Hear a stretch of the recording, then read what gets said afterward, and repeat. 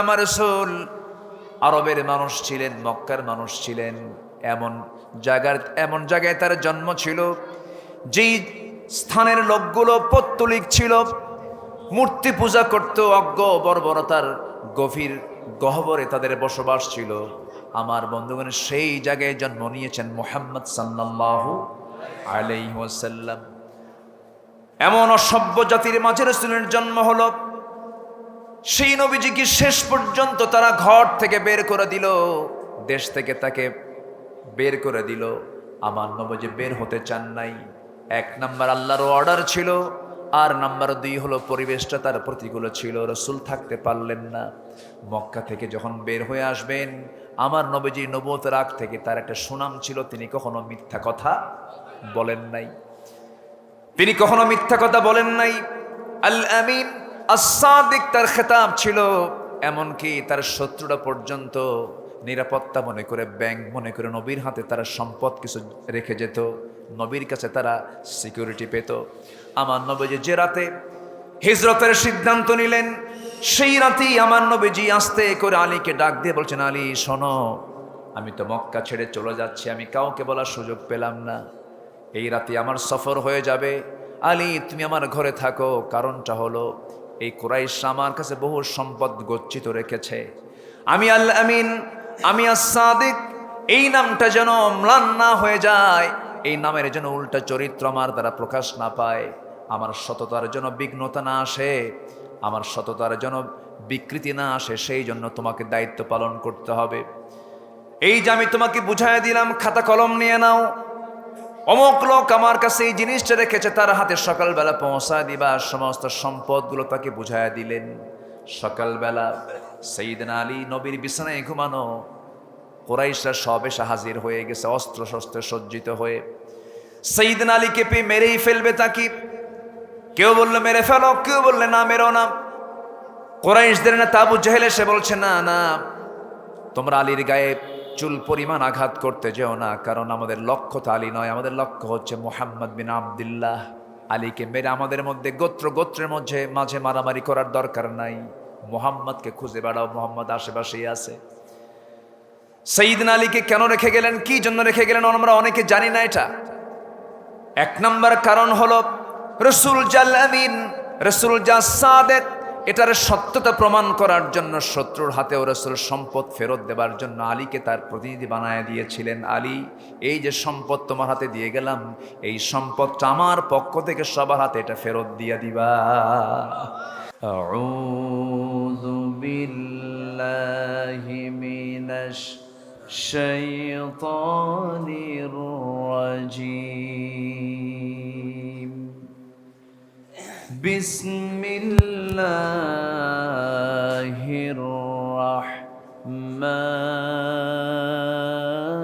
রাহমানির রাহিম।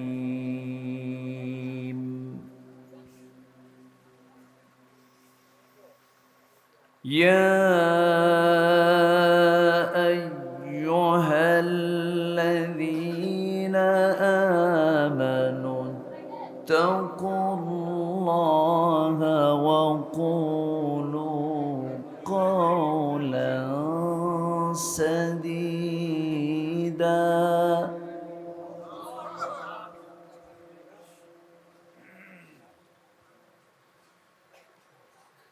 يصلح لكم أعمالكم ويغفر لكم ذنوبكم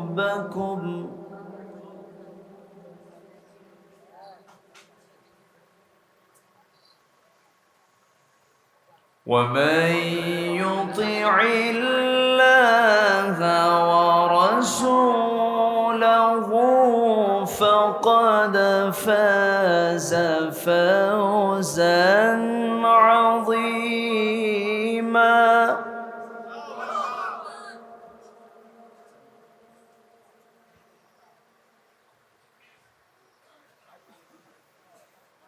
إنا عرضنا الأمانة على السماوات والجبال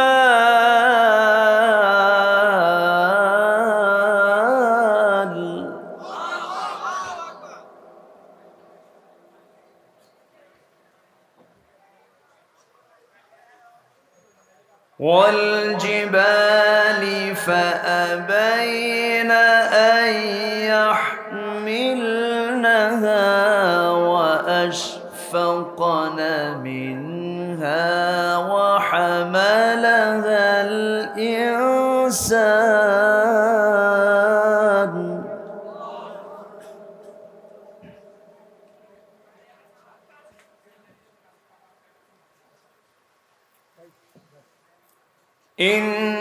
إنه كان ظلوما جهولا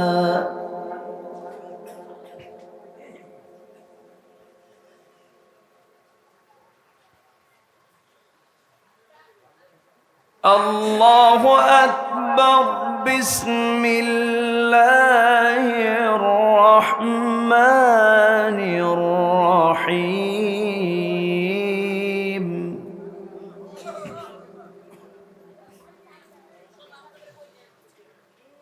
إن الله وملائكته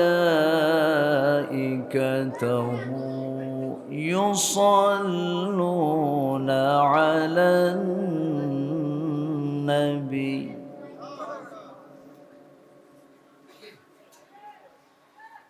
يا أيها الذين آمنوا صلوا عليه وسلموا تسليما اللهم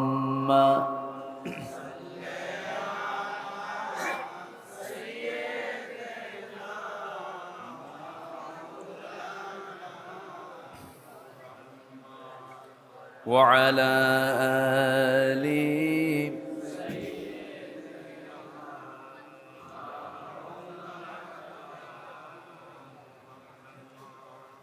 আমি কোরআনের সুর মাঝে শুনেছি যে নাম আজানের সুর মাঝেও শুনেছি সে নাম ও নাম শুনেছি আমি আমার হৃদয় হে রাসূল নবীজি তোমায় হে রাসূল নবীজি তোমায় আল্লাহুম্মা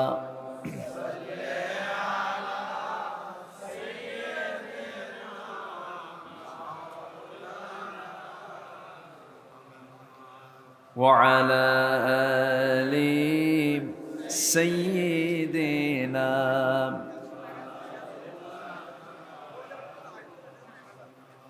সবাই বলুন বালাগাল উলা বিকামালিহি কাশাফাত তুজা বিজামালিহি حسنت جميع خصاله صلوا سورة يوسف بداري حكمة لقمان امام قارئ قرآن باری یہ ہے دل سادمان ما بلغ العلا بکمالہ کشف التجا بجمالہ حسنت جميع خصاله صلوا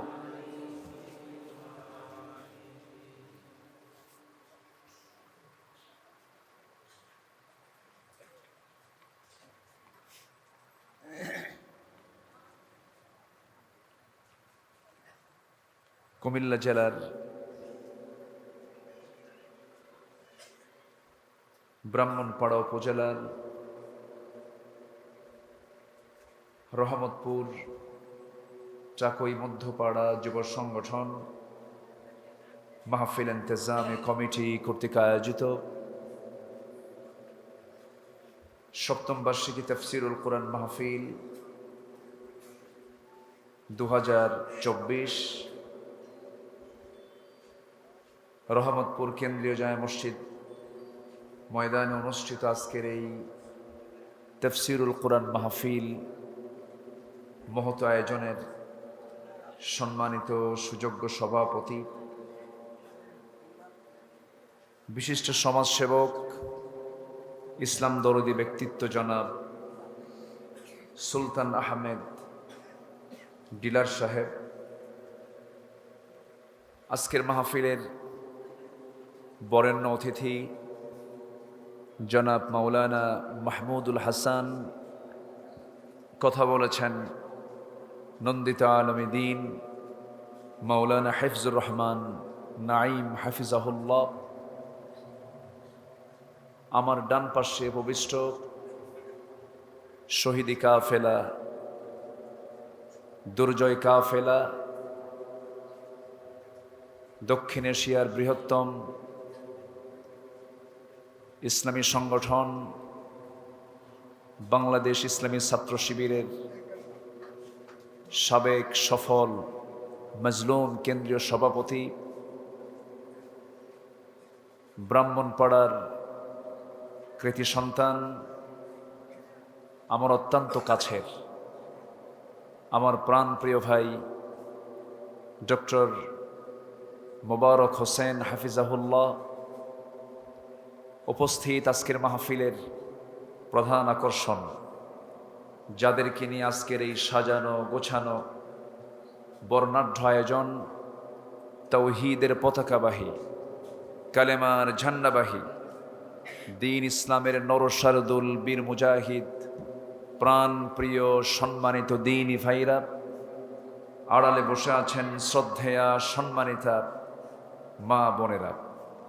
আলোচনার সূচনায় আনুষ্ঠানিকতার মধ্য দিয়ে আমার পক্ষ থেকে আবারও দিল খোলা সালাম, আসসালামু আলাইকুম ওয়া রাহমাতুল্লাহি ওয়া বারাকাতুহু। সবাই কেমন আছেন? আমাকেও প্রশ্ন করলেন, এ তো মোহাব্বতের লক্ষণ। আল্লাহ তাআলা আমাকে আপনার মতোই আপনার কাতারেই রেখেছেন, বলছি আলহামদুলিল্লাহ। তবে 5 অগাস্টের পর থেকে আমরা পূর্বের সকল সময়ের চাইতে একটু স্বস্তির নিঃশ্বাস ফেলতে পারছি, বলছি আলহামদুলিল্লাহ। এই সিচুয়েশন, এই অবস্থান তৈরি করে দেওয়ার পেছনে মূল অবদান কার? সন্দেহ লাগে নাকি আপনার? একটু জোরে বলুন, কার? সেই মহান রবের শানে বলছি আলহামদুলিল্লাহ। চিৎকার মেরে বলছি আল্লাহুম্মা ইন্নী আসআলুকা আল হুদা ওয়াত তুকা ওয়াল আফাফা ওয়াল গিনা। সবাই বলি আল্লাহুম্মা আইন্নি আলা যিকরিকা ওয়া শুকরিকা ওয়া হুসনি ইবাদাতিকা ইবাদাতিকা। আমরা আল্লাহ তাআলার শুকর আদায় করে নিলাম। সম্মানিত হাজিরিন, আমার আগের মেহমান অত্যন্ত চমকপ্রদ সুন্দর ভাষা দিয়ে, উপস্থাপনার মধ্য দিয়ে অনেক প্রাঞ্জল ভাষায় তিনি কথা বলেছেন এবং আমার পূর্বে অত্যন্ত অল্প সময়ে দিক নির্দেশনামূলক অত্যন্ত গুরুত্বপূর্ণ তথ্যবহুল আলোচনা উপস্থাপন করেছেন ডক্টর মোবারক হোসেন হাফিজাহুল্লাহ। আমি শেষ ক্লাসে এসে ভাঙ্গাচূড়া, এলেম কালাম তো তেমন নেই, কিছু কথা বলতে চাচ্ছি। আমাকে সময় দেওয়া যাবে তো? কারো কোনো সমস্যা নেই? জোরে বলি ইনশা আল্লাহ। আগে তো মাহফিল কমিটি ছিল থানার কাছে বড় আসামি, আর আমাদের তো কথাই নাই। এখন থানা থেকেই ফোর্স পাঠায়, হুজুর কিছু কি সহযোগিতা লাগবে? এই পরিবেশ, এই অনুকূল পরিবেশ তৈরি করার পেছনে অনেক চোখের পানি আছে, অনেক ত্যাগ আছে। এমনি এমনি আসে নাই, হঠাৎ করেও যে আসছে তাও কিন্তু না। আপনাদের মনে আছে কি না, আজ থেকে ঠিক 1 বছর আগের কথা, আমাদের যিনি সুরের পাখি, কোরআনের পাখি, তিনি তার জীবনের শেষ সাক্ষাৎ করে গেছেন আমাদের সাথে। কান্না বিজড়িত চেহারায় না হাসি মিশ্রিত চেহারায়? উনি কিন্তু হাসি দিয়ে দুনিয়া থেকে বিদায় নিয়েছেন। সম্মানিত ভাইয়েরা, চোখের পানিতে বালিশ ভিজানো বহু রাত, সেজদায় চোখের পানি দিয়ে জায়নামাজ ভিজানো বহু রাত, বহু মাজলুমের আছে না নাই বলেন তো? আছে। তবে এই বিজয় কিন্তু আমাদের আসল বিজয় নয়।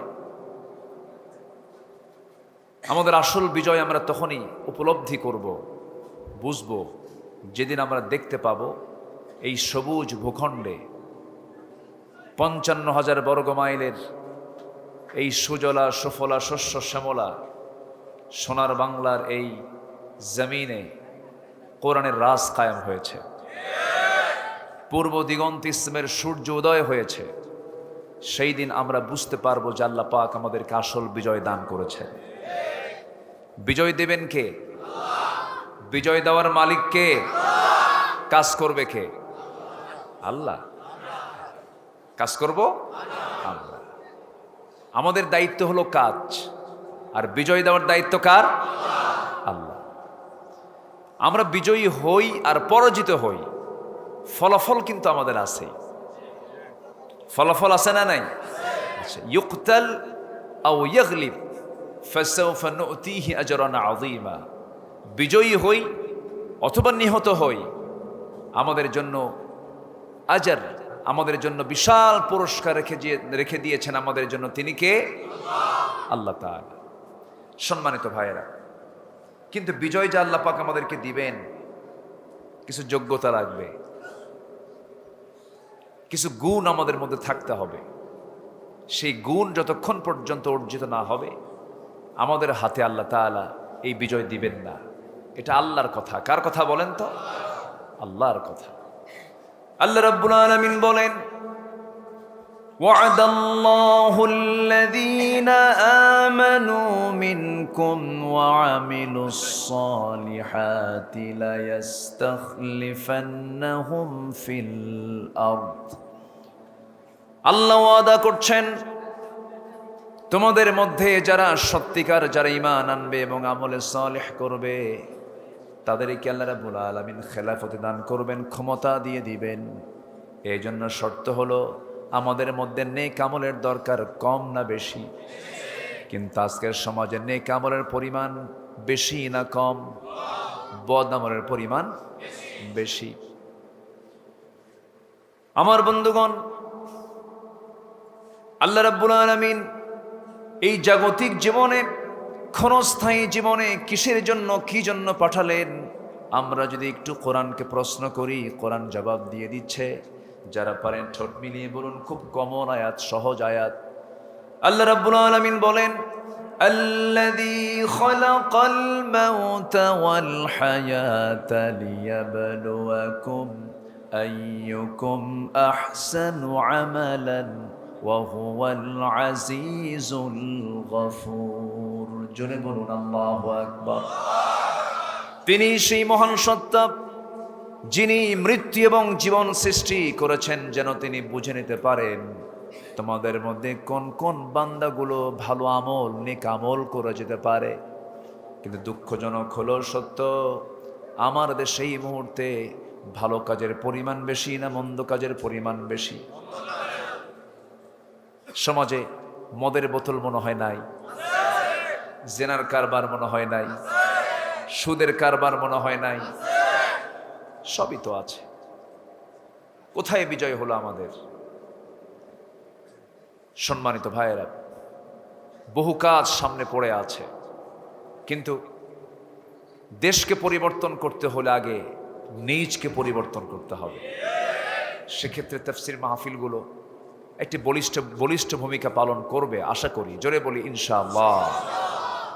এই 16 বছর আমাদেরকে কথা বলতে দেয়নি। মঞ্চ ওঠার আগে এক সবক দিত, আবার মঞ্চে বসার পরে আরেক সবক শোনায় দিত। নেতাগুলো এসে মঞ্চ ভাঙ্গা ভাঙ্গা ভাব তৈরি করত, বলতো হুজুর এমন বক্তব্য দিবেন, বক্তব্য হবে আপনার মুখ থেকে আকাশের আর কবরের, দুনিয়াটা আমরা দেখে নেব। ওরা দায়িত্ব নিয়েছিল দুনিয়ার, আর আমাদেরকে দায়িত্ব দিয়েছিল হলো আকাশের আর কবরের। কথা বলতে দেয়নি আমাদের। সম্মানিত হাজিরিন, এই 16 বছর বিপরীত স্রোতে আমাদেরকে থাকতে হয়েছে। আমার মাহফিল অঙ্গনের প্রায় 25 বছরের 16 বছরই এইভাবে আমাকে কাটাতে হয়েছে। এরপরেও চেষ্টা করেছি হিকমতের সাথে, আমার আল্লাহর নির্দেশনা অনুযায়ী প্রজ্ঞার সাথে কথা বলার জন্য। কারণ হক কথা থেকে অনুকূল আর প্রতিকূল যে পরিবেশই থাকে না কেন, হক কথা থেকে এক চুল পরিমাণ পিছপা হওয়ার কোনো সুযোগ নাই। কিন্তু ওই প্রতিকূল পরিবেশকে ওই 16 বছরে অনেক তেল মারা হুজুরও কিন্তু 16 বছর কাটিয়ে দিয়েছেন। বলবো কথা কিছু বলবো, কাটিয়ে দিয়েছেন। নারায়ণগঞ্জের এক নেতা আপনাদের এই এলাকার কোন যেন এক আলোচক গেছে ওইদিকে, বলতেছে হুজুর আপনার জিকিরের আমি খুব ভক্ত, আপনি জিকির করতে থাকবেন, আমি এখান থেকে শুনতে শুনতে আমার বাড়ি পর্যন্ত চলে যাব। সম্মানিত ভাইয়েরা, তাহলে এই 16 বছরও তাদের পক্ষে কথা বলার মতো কিছু ওয়াইজ ছিল কি ছিল না বলুন? ছিল। তারাও কথা বলেছে। গণজাগরণ মঞ্চের মতো একটা ঘৃণ্য জায়গায় সিয়াসিত্তার যিনি ওস্তাজ, শেখুল হাদিস তাকে বলা যেতে পারে,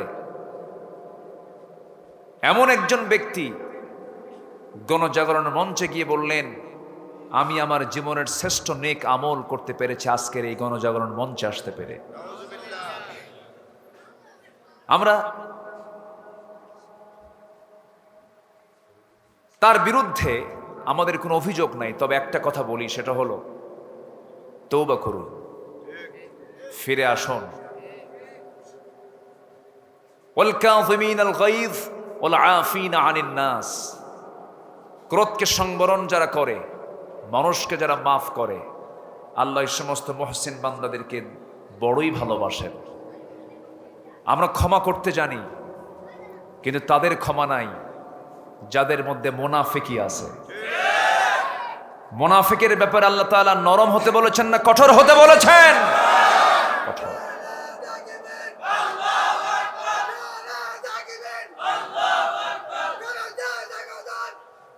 আমাকে কথা বলতে দেন, ঠিক আছে?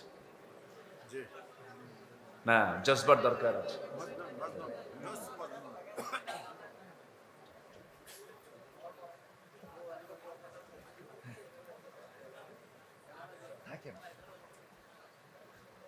জি, সম্মানিত ভাইয়েরা, আমার আলোচনায় কি কষ্ট হচ্ছে আপনাদের? সম্মানিত হাজিরিন, সম্মানিত বন্ধুগণ, কুড়ালে বাঁশ কাটে না, বাঁশই বাঁশ কাটে, ঠিক কি না? বাঁশই বাঁশ কাটে।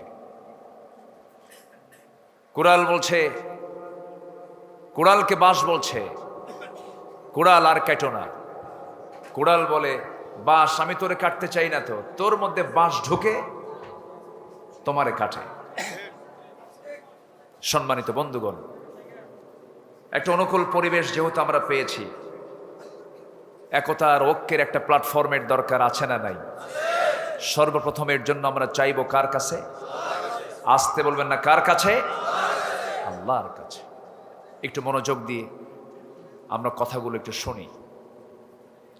সম্মানিত উপস্থিতি, আমাদের এখন ব্যক্তির মান উন্নত হওয়া দরকার, চরিত্র উন্নত হওয়া দরকার। একটা জাতির পরিবর্তন করার জন্য আগে ব্যক্তির পরিবর্তনের দরকার আছে না নাই?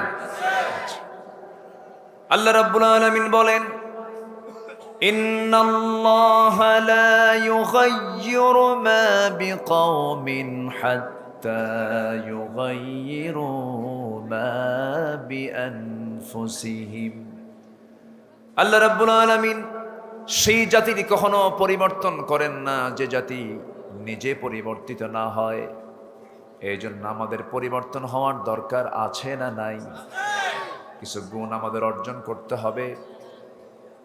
কিছু গুণ আমাদের জীবনে অর্জিত যদি হয়ে যায়, আল্লাহ রাব্বুল আলামিন নিজে ওয়াদা করছেন, আমি তার হাতে খেলাফতি দিয়ে দেব। আলোচনার সূচনায় আমি একটা সূরার শেষ দিকের কয়েকটা আয়াত আমি তেলাওয়াত করেছি। ইমানদারকে ডাক দিয়ে আল্লাহ রাব্বুল আলামিন কিছু কাজের অর্ডার দিয়েছেন। আল্লাহ রাব্বুল আলামিন সুন্দর করে বলছেন, ইয়া আইয়ুহাল্লাযীনা আমানু তাকুল্লাহা ওয়া কুলু قولا سديدا يصلح لكم أعمالكم ويغفر لكم ذنوبكم ومن يطع الله ورسوله فقد فاز فوزا عظيما। জোরে বলুন আল্লাহু আকবার। ঈমানদারেরা, এক নম্বর তোমাদের কাজ হলো তোমরা ভয় করো কাকে? আসতে বলবেন না, কাকে? আল্লাহকে।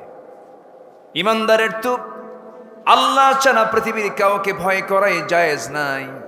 তোমরা আল্লাহকে ভয় করো এবং একটা গুণের কথা বলেছেন, একটা গুণ তোমরা অর্জন করো, সেটা হলো সত্য কথা বলো, সোজা কথা বলো। দুঃখজনক হলেও সত্য, আমার দেশের জনগণ বেশি মিথ্যা বলে না নেতারা বেশি মিথ্যা বলে? বলেন নেতারা। আজকে যদি আমার দেশের নেতাগুলো যদি মিথ্যার আশ্রয় না নিত, কি পরিমাণ মিথ্যার আশ্রয় নিয়েছে ক্ষমতা থেকে নামার পরে আমরা টের পাচ্ছি, ঠিক কিনা? 18 লক্ষ কোটি টাকা এমন সংসার, এই 55,000 বর্গ মাইলের 64,000 গ্রাম বাংলার 18 কোটি তৌহিদি জনতার এই বাংলাদেশের মানুষের এখন ঋণ হচ্ছে 18 লক্ষ কোটি টাকা, যার 11 লক্ষ কোটি টাকা তারা নিজেরাই পাচার করে বাইরে নিয়ে চলে গেছে। এই হচ্ছে দেশের হালচাল। চলে গেছে না পালায় গেছে? চলে গেছে না পালায় গেছে? পালায় গেছে। আলেমরা পালায় না, আলেমরা পালায়। যারা বলেছিল আমরা রাজাকার, আমাদের কেউ পাকিস্তান যায় নাই। কেউ কি পাকিস্তান গেছে? অথচ যারা আমাদেরকে রাজাকার বলে 16টা বছর ধরে গালিগালাজ দিয়েছে, আজ আমরা পাকিস্তান যাইনি। একমাত্র তারাই, ভারতীয় রাজাকাররা ভারতে গিয়ে শেল্টার নিয়েছে।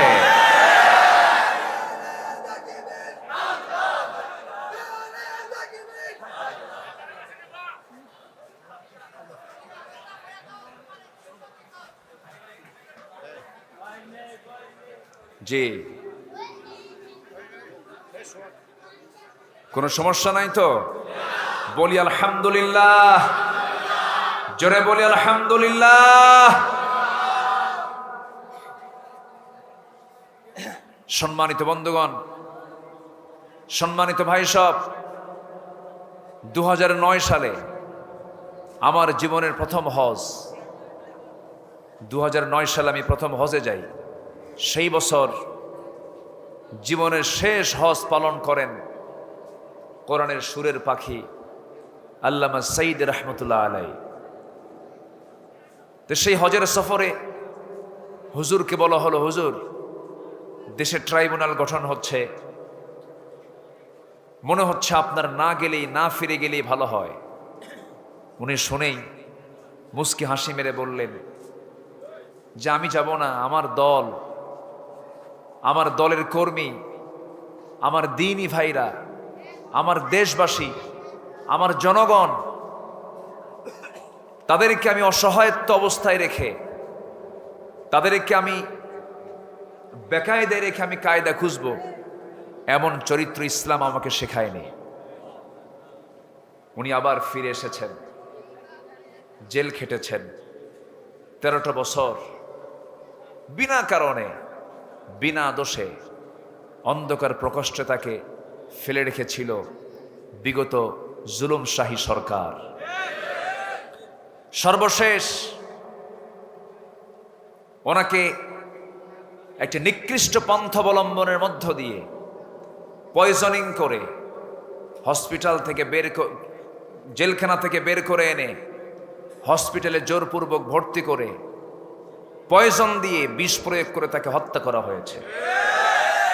তাফসীর মাহফিলের এই প্ল্যাটফর্ম থেকে আমি উদাত্ত ভাষায়, উদাত্ত কণ্ঠে, উদাত্ত আহ্বান জানাচ্ছি, যেই মেডিকেল টিম, যে সমস্ত ডক্টরের টিমেরা এমন ঘৃণ্য ষড়যন্ত্রের পরিকল্পনা এঁটেছেন, অবিলম্বে তাদেরকে গ্রেফতার করা হোক।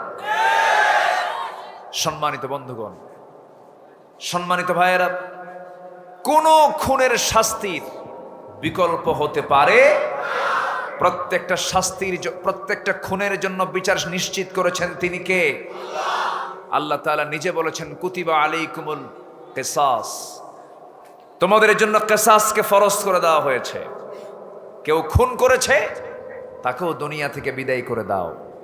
হুকুমটা কি মোল্লার না আল্লাহর? হুকুমটা কার?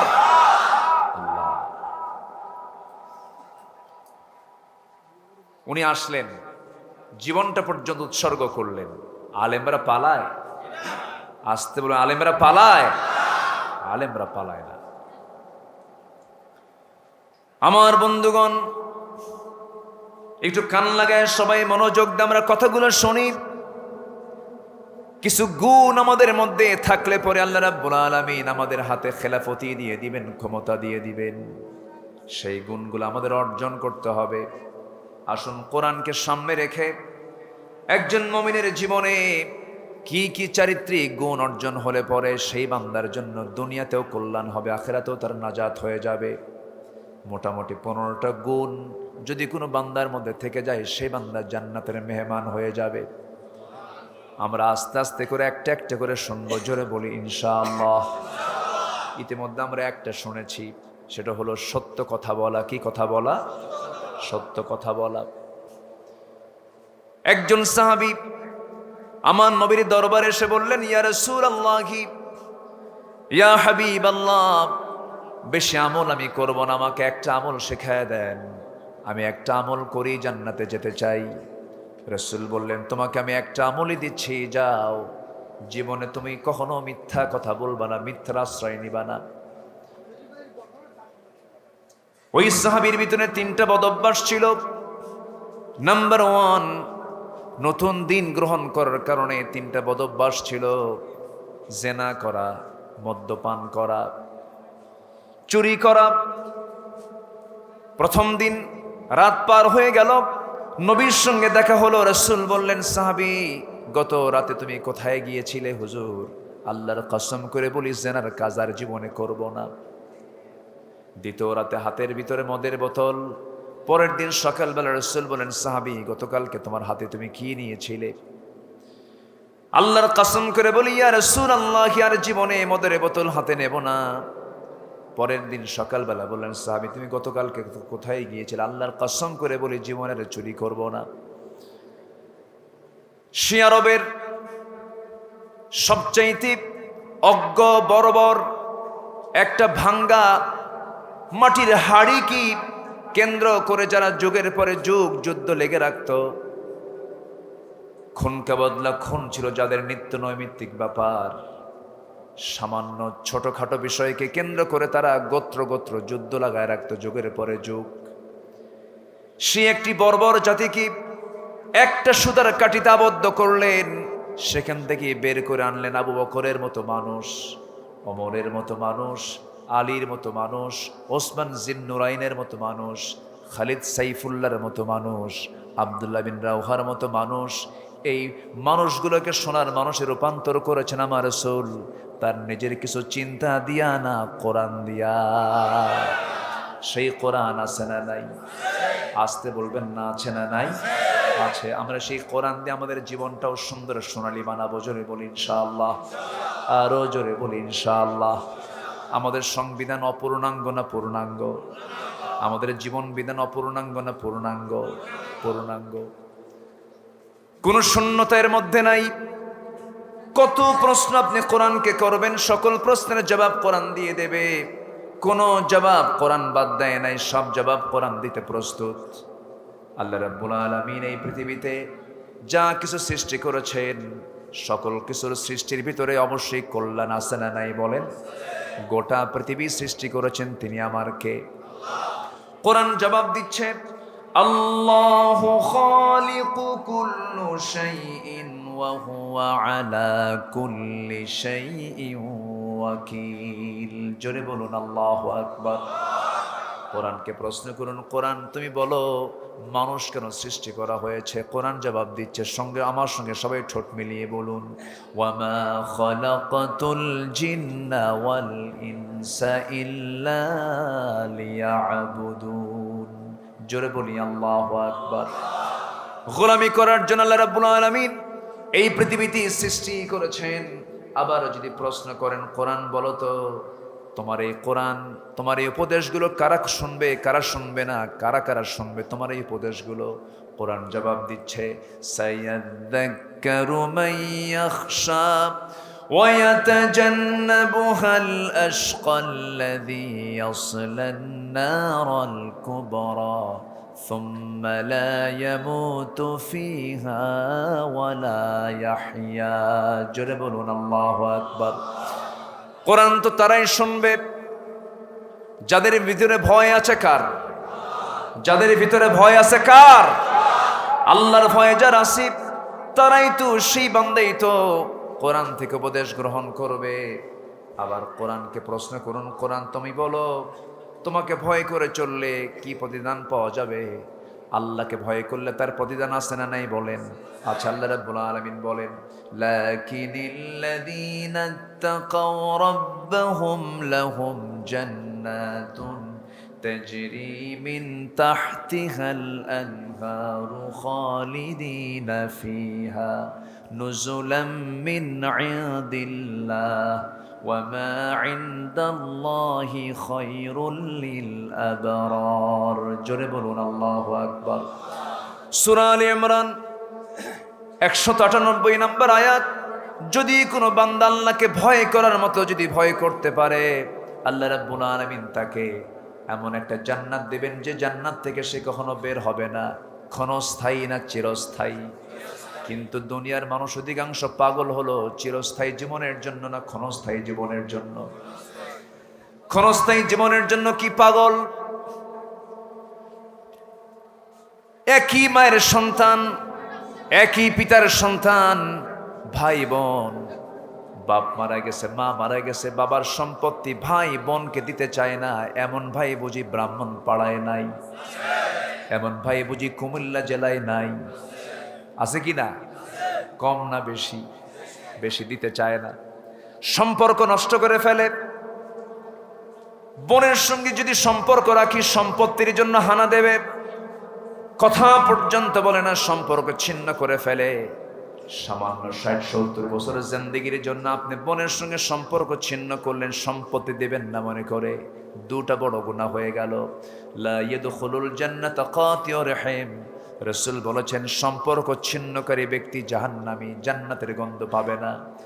আবার তিলকা হুদুদুল্লাহ, আল্লাহ তাআলা ফরজ যে দিয়েছেন, যে ওয়ারিসের যে সম্পত্তি বন্টন করতে বলেছেন, মিরাসের যে হুকুম দিয়েছেন, এটাকে যারা লঙ্ঘন করবে তারা আল্লাহর সীমা লঙ্ঘন করে ফেললো।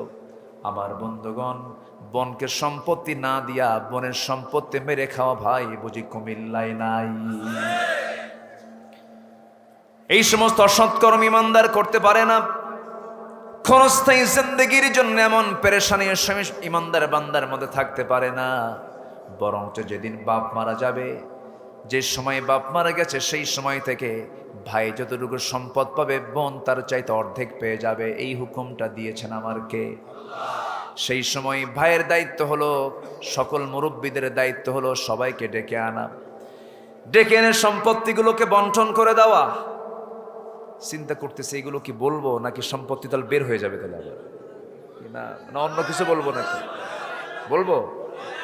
আপনি না করলেও তো বলবো, বলতে হবে। অন্তত আমার এই আলোচনায় আমার মায়েরা খুব খুশি হবে, হুজুর ভালো করে রাখুন, ভাই কিছু বসে আছে সম্পত্তি বুঝে দেয়নি এখন। কি যেন একটা কৃপণতা এখানে কাজ করে। কেন এটা হবে? কেন হবে এটা? একই মায়ের ঔরস থেকে আসলাম দুনিয়াতে, বোন যা পাবে আল্লাহ সিলেক্ট করে দিয়েছেন, যা নিয়ে যা, আমি 10 বিঘা তুই 5 বিঘা, যা বুঝে নে। এই হুকুমটা কার? এই হুকুমটা কার? আল্লাহ। আমার বোনকে মাঝে মাঝে বাড়িতে নিয়ে আসি, বাড়িতে নিয়ে এসে কুমিল্লার চমচম, কুমিল্লার কি রসমালাই খাওয়ায়, টাঙ্গাইলের চমচম খাওয়ায়, বগুড়ার দই খাওয়ায়, নাটোরের কাঁচাগোল্লা খাওয়ায়, যশোরের খইগুলো নিয়া সব দামি দামি ফলমূলগুলো খাওয়ায় দিয়া, মিষ্টি টিষ্টি খাওয়ায় দিয়া বোনটাকে পাশে বসা একটা পাম্প মারে। বোন একটা কথা বলে কি, অংশ নিলে কিন্তু ধ্বংস হয়। কি ফতুয়াটা দিল দেখে, আছে না নাই? ধ্বংস কি বোনের হবে না ভাইয়ের হবে? ভাইয়েরই হবে। এই সমস্ত আচরণগুলো করা যাবে না। ক্ষণস্থায়ী জিন্দেগির এই দুনিয়ায় আমি যদি কাউকে ঠকাতে যাই নিজেই ঠকে যাব, আমি যদি কাউকে হারাতে যাই নিজেই হারিয়ে যাব। এই জন্য বান্দার হক নষ্ট করা যাবে না।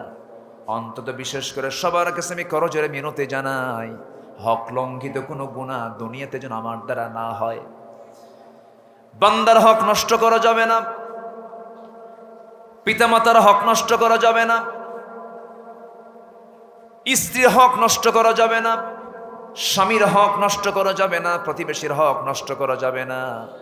এই সমস্ত হকগুলো রক্ষা করতে হবে। আল্লাহর হক নষ্ট করা যাবে না। এইরকম করে যত হক আছে, কোনো হক লঙ্ঘিত কোনো গুনাহ করা যাবে না। আল্লাহ রাব্বুল আলামিন বান্দার সকল কিছু মাফ করবেন, কিন্তু হক লঙ্ঘিত গুনাহ আল্লাহ রাব্বুল আলামিন মাফ করবেন না। বান্দার হক নষ্ট করা যাবে না। বাপ মাকে ভাত দেয় না এমন লোক মনে হয় কুমিল্লায় নাই? আছে? আছে? হা, আমার মা কত কষ্ট করেছেন। আধুনিক এই সায়েন্সের যুগে জরিপ করে দেখা গেছে প্রত্যেক মা তার সন্তানকে যে পেটের মধ্যে ধারণ করেন, 9টা মাস 10টা মাস যে পেটের মধ্যে মার পেটের মধ্যে সন্তান থেকে যায়, প্রতিটি সন্তান তার প্রতিটি সন্তান তার মায়ের পেটের মধ্যে থেকে এই 9 মাসে তার মার কোলে যায়।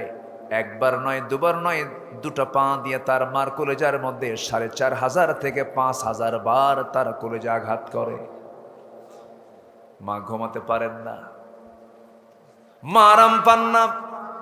একজন জীবিত মানুষ আরেকজন জীবিত মানুষকে পেটের মধ্যে তিনি বহন করেন।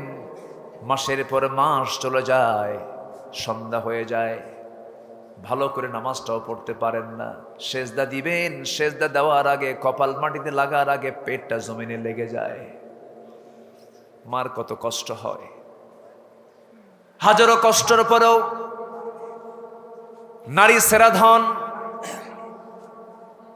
একটা গরু একটা প্রাণী জব করলে যেমন রক্তাক্ত অবস্থা হয়ে যায়, মা সন্তান ডেলিভারির সময় রক্তাক্ত অবস্থায় পড়ে থাকেন। সন্তান যখন ডেলিভারি হলো, সন্তানের চেহারা দেখে মা তার সমস্ত দুঃখ, সব শোক, সব দুঃখ তিনি ভুলে যান। মার এই ভিতর থেকে সমস্ত দুঃখগুলো ভুলে দেন তিনি আমার কে? আল্লাহ তাআলা। যখন ডেলিভারির যন্ত্রণা শুরু হয়ে যায়, 50+ ইউনিট, এই যে বিশাল বড় একটা আঘাত, বিশাল বড় একটা কষ্ট, এই যে কষ্ট মা সহ্য করেন, সাধারণ এরকম কষ্ট পৃথিবীর কোনো মানুষ করতে গেলে সেন্সলেস হয়ে যাবে। এত কষ্ট, এত যন্ত্রণা যে মা আমার জন্য সহ্য করলেন, দুগ্ধপানের যন্ত্রণা সহ্য করলেন, ডেলিভারির যন্ত্রণা সহ্য করলেন, গর্ভধারণের যন্ত্রণা সহ্য করলেন, একজন ভুক্তভোগী মা ছাড়া এটাকে ভাষায় কেউ প্রকাশ করতে পারবে না, বোঝানো অসম্ভব। আমার বন্ধুগণ, সেই মার সঙ্গে নাফরমানি করে, বেয়াদবি করে এমন সন্তান মনে হয় আমার দেশে নাই। কেন থাকবে? থাকার তো কথা ছিল না। আগের যুগে, আমার দাদার যুগে শিক্ষার হার কম ছিল, কিন্তু বাপ মার সেবার হারটা বেশি ছিল। আজকে শিক্ষার হারও বাড়ল, শিক্ষিতের হারও বাড়ল, কিন্তু বাপ মার সেবার মানটা কমে গেছে, হারটা কমে গেছে। মূল কারণ হলো জাতিকে পরিকল্পিতভাবে নৈতিক শিক্ষা, দ্বীনি শিক্ষা, কোরআন শিক্ষা থেকে দূরে রাখা হয়েছে। আই ক্যান চ্যালেঞ্জ, আমি চ্যালেঞ্জ দিতে পারি, বাংলাদেশে গড়ে উঠেছে কিছু বৃদ্ধাশ্রম। শুধু বাংলাদেশ নয়, গোটা পৃথিবীর সকল বৃদ্ধাশ্রম আপনি সার্চ করে দেখুন, কোন বৃদ্ধাশ্রমে কোন আলেমের, কোন হাফেজের বাপ মাকে দেখতে পাবেন না, দেখতে পাবেন না। কারণ তারা শিক্ষা পেয়েছে কোরআন থেকে। বুড়ো বয়সে বাপ মার জন্য সন্তানের পক্ষ থেকে টাকা দরকার না সেবা দরকার? বলেন, টাকা দরকার না সেবা দরকার? দূরে থেকে না কাছে থেকে? কাজের মানুষ না দিয়া না নিজের সন্তান দিয়া? সন্তান দিয়া। এক সাহাবী জিহাদের ময়দানে যাবেন, নবীর কাছে এসে বলছেন, ইয়া রাসূলুল্লাহ, কি জিহাদের ডাক এসেছে, জিহাদে তো যাব হুজুর, সামানও রেডি করেছি, এই যে অস্ত্র নিয়েছি, ঘোড়া নিয়েছি, কিন্তু হুজুর একটা কথা বলবো, আমার মা বাড়িতে দারুণ মাজুর, অসুস্থ বুড়া মানুষ, তার সেবা করার জন্য কেউ নাই। আমার রাসূল সোজা বলে দিলেন, যাও, জিহাদের ময়দানে তোমার যাওয়া লাগবে না, তুমি তোমার মার সেবা করো, এটাই তোমার জন্য জিহাদ হয়ে যাবে। কত বড় গুরুত্বপূর্ণ কথা। আজকে আমরা সামাজিক শিক্ষা পাই না, ভদ্রতা উঠে গেছে, স্নেহ শ্রদ্ধা উঠে গেছে। যদি একটা প্রশ্ন করি, আমার ভাই বলুন তো, ইউনিভার্সিটিতে ছাত্র শিক্ষককে পিটায় না শিক্ষক ছাত্রকে পিটায়? ছাত্র শিক্ষককে পিটায়, কয় স্যার সোজা হন। কি হন? সোজা হন। কেন হচ্ছে এগুলো? কি জন্য হচ্ছে এগুলো? এগুলোর জবাব একটাই জবাব, সেটা হলো জাতিকে শিক্ষা দেওয়া হচ্ছে, কিন্তু প্রকৃত শিক্ষা থেকে জাতি আজকে বঞ্চিত হয়ে আছে। আমরা উদাত্ত ভাষায়, উদাত্ত কণ্ঠে আমরা এই কথাই বলতে চাই, জানান দিতে চাই, প্রযুক্তির কল্যাণ, এখানে প্রযুক্তি আছে। আমরা জানাতে চাচ্ছি, বিশেষ করে শিক্ষার দায়িত্ব যারা পালন করছেন, জাতিকে যদি ভালো করতে চান, প্রত্যেকটা সিলেবাসে কোরআন শিক্ষা বাধ্যতামূলক করে দেন। কলেজে, ভার্সিটিতে, প্রত্যেকটা জায়গায় শিক্ষাঙ্গন বলতে যা বোঝায়, প্রত্যেক জায়গায় কোরআন নামক সিলেবাসের দরকার আছে না নাই? আছে। জাতি ফার্স্ট ক্লাস হয়ে যাবে। জাতি কি হয়ে যাবে? ফার্স্ট ক্লাস হয়ে যাবে। আমি কি শেষ করে দেব? না বলে যে দুই একজন ওঠেন কেন? মাহফিল কোরআনের ফুল বাগান যদি আপনার কাছে যদি কষ্টকর মনে হয়, তাহলে পৃথিবীর কোন বাগানে গিয়ে আপনি আরাম পাবেন? মসজিদ যদি আপনার কাছে প্রিয় না হয়, পৃথিবীর কোন জায়গা আপনার কাছে প্রিয় মনে হবে? কোরআন পড়ে যদি আপনি মজা না পান, পৃথিবীর কোন বইটা পড়ে আপনি মজা নেবেন? পৃথিবীর শ্রেষ্ঠ হৃদয়ের খোরাক যোগায় দেয় যে শিক্ষা, সেটা হলো কোরআন। দিলকে প্রশান্ত করার জায়গা হলো মসজিদ। পৃথিবীর শ্রেষ্ঠ জায়গা হলো কোরআনের মাহফিল। যতক্ষণ আছি এর পুরস্কার হলো আল্লাহ তাআলা আমার আমল নামায় সওয়াব ফেরেশতার মাধ্যমে লিখে দিবেন, আর যা গুনাহ আছে গুনাহগুলো আল্লাহ পাক ঝরায় দিবেন। তাহলে এমন বরকতময় জায়গা থেকে আমরা উঠবো কেন? আমরা আছি তো নাকি? জোরে বলি ইনশাআল্লাহ, আরো জোরে বলি ইনশাআল্লাহ। সম্মানিত ভাইয়েরা, তাহলে মোটামুটি আমরা আমাদের চরিত্রকে সুন্দর করার জন্য 15টা চারিত্রিক গুণ আমরা আজকে অর্জন করব, অর্জন করব। এই চারিত্রিক গুণ 15টা আমরা শিখব এবং এটাকে মানার নিয়তে শিখব। জোরে বলি ইনশাআল্লাহ। কিসের নিয়তে বলেন? মানার নিয়তে। 1 নম্বর হলো আমরা যা বলবো হাসা না মিছা, হাসা না মিছা, মিথ্যা না সত্য। দোকানের নাম লিখেছে সততা ক্লথ স্টোর, কিন্তু যে কাস্টমারই যায় তারই মিথ্যা কথা শুনবে। দোকানের নাম কি? সততা ক্লথ স্টোর। নাম দিয়ে তো কাজ হবে না। নাম হলো ইমান আলী, কিন্তু নামাজ পড়ে না। নাম হলো ফজর আলী, ঘুম থেকে উঠেও হলো 10টায়। তাহলে ওর নাম কি? ফজর আলীর নাম রাখা ঠিক হয়েছে?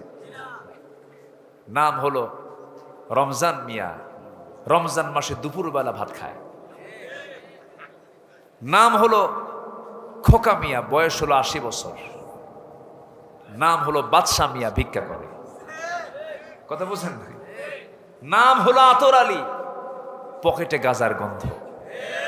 আছে না নাই? নাম দিয়ে কি করবেন আপনি? নাম দিয়ে জান্নাত পাওয়া যাবে না। নামের দিক থেকে আমার দেশে বহু নাস্তিকের নামও সুন্দর আছে। নাম হলো মুজাহিদুল ইসলাম, কিন্তু মুফাসসিল ইসলাম, আসাদুজ্জামান, আসাদ নূর। নামগুলো কি? হাসানুল হক না হাসান? হাসানুল হক হয় না বাতিল? বাতিল। নামগুলো কি? সম্মানিত ভাইয়েরা, বিগত 16 বছর ওরা আলেমদের তালিকা করেছে, ওরা আল্লাহর প্রেমিকদের তালিকা করেছে। আমরা এই মাহফিল থেকে স্পষ্ট ভাষায় জানিয়ে দিতে চাই, যারা শাতিমে রাসূল, আল্লাহকে রাসূলকে নিয়ে যারা ব্যঙ্গ করেছে, কোরআন ইসলামকে নিয়ে যারা বাজে কথা বলেছে, ওদের তালিকা করা এখন সময়ের দাবি। রাজি আছেন কারা কারা? হাত উঁচু করে দেখান মুসলমান।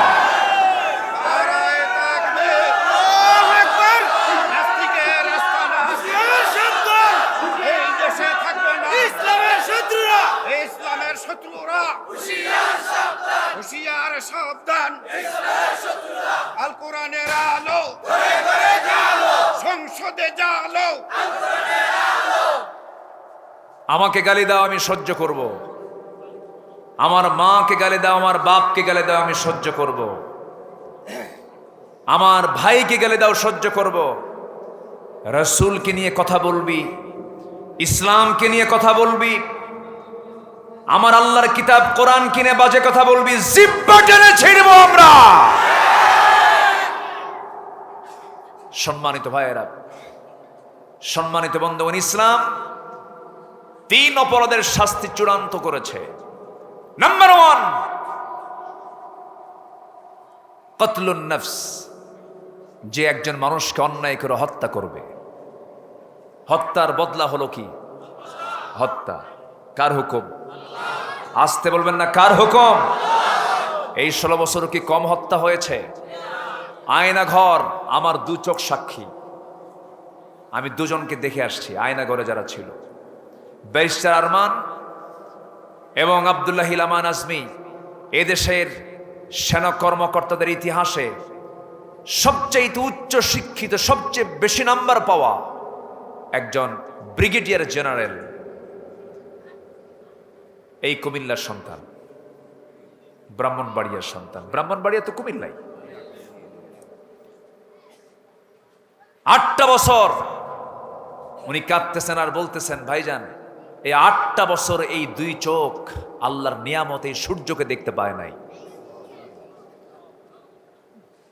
সম্মানিত ভাইয়েরা,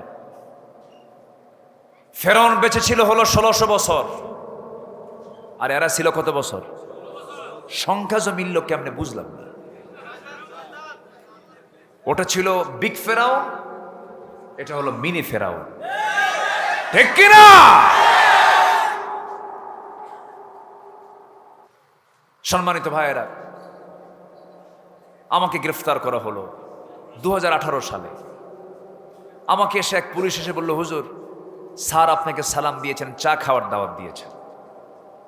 চা খাওয়ার দাওয়াত? আমাকে নিয়ে চলে গেল, নিয়ে গিয়ে বলতেছে, হুজুর কিছু মনে করবেন না, আমি আপনার আলোচনাটা খুব ভক্ত, আপনার আলোচনাগুলো শুনি, কিন্তু আপনাকে আজকে আর ছাড়া হবে না। কেন? উপরের নির্দেশ। আমাকে গ্রেফতার করা হলো,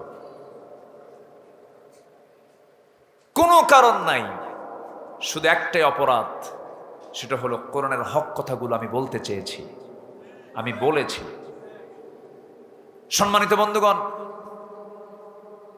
বিগত 16 বছর যাদের এই ত্যাগ, এই নির্যাতন যারা সহ্য করেছেন, তাদের জন্য একটু প্রশান্তি কে দিয়েছেন? আসতে বলবেন না, কে দিয়েছেন? আমি জেলখানায় যখন ঢুকলাম, এক মুরব্বী, তার বয়স হলো 86 বছর। কত বছর? আমার দেখি একটা লম্বা সালাম দিলেন। লম্বা সালাম দিয়ে গেট দিয়ে ঢোকা মাত্রই লম্বা সালাম দিয়ে বলে, হুজুর আপনাকে দেখে আমি খুব খুশি হয়েছি। বললাম কেন? আপনি জেলে ঢুকলেন সেজন্য। জেলে ঢুকলে তো খুশি হওয়ার কথা না। খুশি হলেন কেন? হুজুর দূর থেকে ওয়াজ শুনি তো, এখন কাছ থেকে ওয়াজ শুনি। দেখেন তো কি কথা কয়। সম্মানিত ভাইয়েরা, সম্মানিত বন্ধুগণ, ওই মুরব্বীকে আবার প্রশ্ন করলাম, চাচা আপনার মামলা কি? বলে যে আমার মামলা হলো বিস্ফোরক মামলা। তো বললাম, চাচা আপনি কি জানেন বিস্ফোরক মামলাটা কি? কে বাবা আমি বুঝি না, এটা কি? এটাকে খায় না কি করে? মানে মামলাটা কি, মামলার ভাষা কি তাও বোঝে না যে লোকটা, অথচ তার নামে মামলা হয়েছে। সম্মানিত ভাইয়েরা, 18 কোটি তৌহিদি জনতার এই বাংলাদেশ ছিল একটা কারাগার, আর সেই কারাগারের কয়েদি হয়েছিল 18 কোটি মানুষ। ঠিক কিনা? বিচারপতি এস কে সিনহা বলেছিলেন, সাবেক বিচারপতি, যে মামলার জট হাইকোর্টে জমা হয়েছে, এই জট সারতে সময় লাগবে 100 বছর। শুধুমাত্র একটাই কারণ, তারা চেয়েছিল চিরস্থায়ীভাবে ক্ষমতায় থাকতে। 2041, 2021 কত কি বলল, কিন্তু মাঝখান দিয়ে সব কিছু প্ল্যান ডিসমিসড করে দিয়েছেন। তিনি আমার কে? আসতে বলবেন না, তিনি আমার কে? সেই নতুন বাংলাদেশকে গড়ার জন্য সবচাইতে বড় অস্ত্র হলো সুন্দর চরিত্র আমরা গড়ব। জোরে বলি ইনশাআল্লাহ। সবচেয়ে বড় অস্ত্র কি বলেন? সুন্দর চরিত্র। মিথ্যা কথা বলা যাবে এক নাম্বার। আল্লাহ রাব্বুল আলামিন বলেন,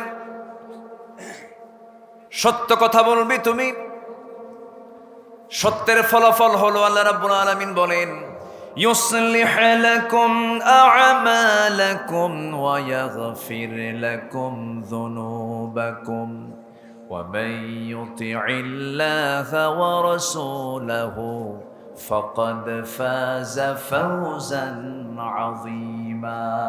জোরে বলুন আল্লাহু আকবার। সত্যের ফলাফল হলো, তোমার জীবনে অর্জিত যে সমস্ত আমলগুলো তুমি করেছো, যদি বদ আমল হয়ে যায়, আল্লাহ পাক এটাকে ইসলাহ করে দিবেন, সংশোধন করে দেবেন। ওয়া ইয়াগফির লাকুম যুনুবাকুম, এবং তোমার জীবনের একটা গুনাহ নয়, যত গুনাহ করেছো, যামবুন এক বচন, যুনুব বহু বচন, সমস্ত গুনাহগুলো আল্লাহ রাব্বুল আলামিন মাফ করে দিবেন।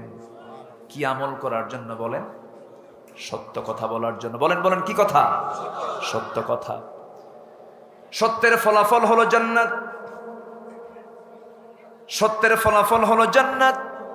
সত্য কথা বলবো, আমি জান্নাত পেয়ে যাব। আমার বন্ধুগণ, আল্লাহ রাব্বুল আলামিন সত্যবাদিতার কথা বলে দিলেন। নাম্বার 2 হলো আমানতদারিতার কথা। আল্লাহ রাব্বুল আলামিন বহু জায়গায় বলেছেন। আল্লাহ রাব্বুল আলামিন সূরা নিসার 58 নম্বর আয়াতে বলছেন, ইন্নাল্লাহা ইয়া'মুরুকুম আন তু'আদ্দুল আমানাতি ইলা আহলিহা ওয়া ইযা হাকামতুম বাইনান নাসি আন তাহকুমু বিল আদল ইন্নাল্লাহা নি'ম্মা ইয়া'ইযুকুম বিহি। জোরে বলুন আল্লাহু আকবার। আল্লাহ রাব্বুল আলামিন বলছেন, আমানতকে তোমরা রক্ষা করো। লা ঈমানা লিমান লা আমানাতা লাহ, তার ঈমান নাই যার আমানতদারিতা নাই। ঈমানদারের জীবনে যতগুলো গুণ থাকা দরকার, এর মধ্যে অন্যতম গুণ হলো সে আমানতদার হবে, ওয়াদা রক্ষাকারী হবে। আল্লাহ সুন্দর করে সূরা মুমিনুনের শুরুতে বলছেন, ওয়াল্লাযীনা হুম লিআমানাতিহিম ওয়া আহদিহিম রাউন ওয়াল্লাযীনা হুম আলা সালাওয়াতিহিম ইউহাফিযুন উলাইকা হুমুল ওয়ারিসুন الذين يرثون الفردوس هم فيها خالدون জোরে বলুন আল্লাহু আকবার। ওই সমস্ত বান্দার জন্য জান্নাতুল ফিরদাউস, যারা আমানত ঠিক রাখবে, যারা ওয়াদা ঠিক রাখবে, যারা নামাজে যত্নশীল হবে, তারাই জান্নাতুল ফিরদাউসের ওয়ারিস হয়ে যাবে। এই জন্য আমানত ঠিক রাখার দরকার আছে না নাই? আসতে বলবেন না, আছে না নাই? আমানত আছে যা, আমানত রক্ষা আছে যার, ঈমানও আছে তার। ওয়াদা ভঙ্গকারী হওয়া যাবে না, আমানত ভঙ্গকারী হওয়া যাবে না, আমানতের রক্ষা করতে হবে। আমার রাসূল আরবের মানুষ ছিলেন, মক্কার মানুষ ছিলেন, এমন জায়গায় তার জন্ম ছিল যেই স্থানের লোকগুলো পৌত্তলিক ছিল, মূর্তি পূজা করত, অজ্ঞ বর্বরতার গভীর গহ্বরে তাদের বসবাস ছিল। আমার বন্ধুগণ, সেই জায়গায় জন্ম নিয়েছেন মুহাম্মদ সাল্লাল্লাহু আলাইহি ওয়াসাল্লাম। এমন অসভ্য জাতির মাঝে রাসূলের জন্ম হলো, সেই নবীজিকে শেষ পর্যন্ত তারা ঘর থেকে বের করে দিল, দেশ থেকে তাকে বের করে দিল। আমার নবীজি বের হতে চান নাই। এক নাম্বার আল্লাহর অর্ডার ছিল, আর নাম্বার 2 হলো পরিবেশটা তার প্রতিকূল ছিল, রাসূল থাকতে পারলেন না। মক্কা থেকে যখন বের হয়ে আসবেন, আমার নবীজি নবুয়তের আগ থেকে তার একটা সুনাম ছিল, তিনি কখনো মিথ্যা কথা বলেন নাই। তিনি কখনো মিথ্যা কথা বলেন নাই। আল আমিন আস-সাদিক তার খেতাব ছিল। এমনকি তার শত্রুরা পর্যন্ত নিরাপত্তা মনে করে, ব্যাংক মনে করে নবীর হাতে তারা সম্পদ কিছু রেখে যেত, নবীর কাছে তারা সিকিউরিটি পেত।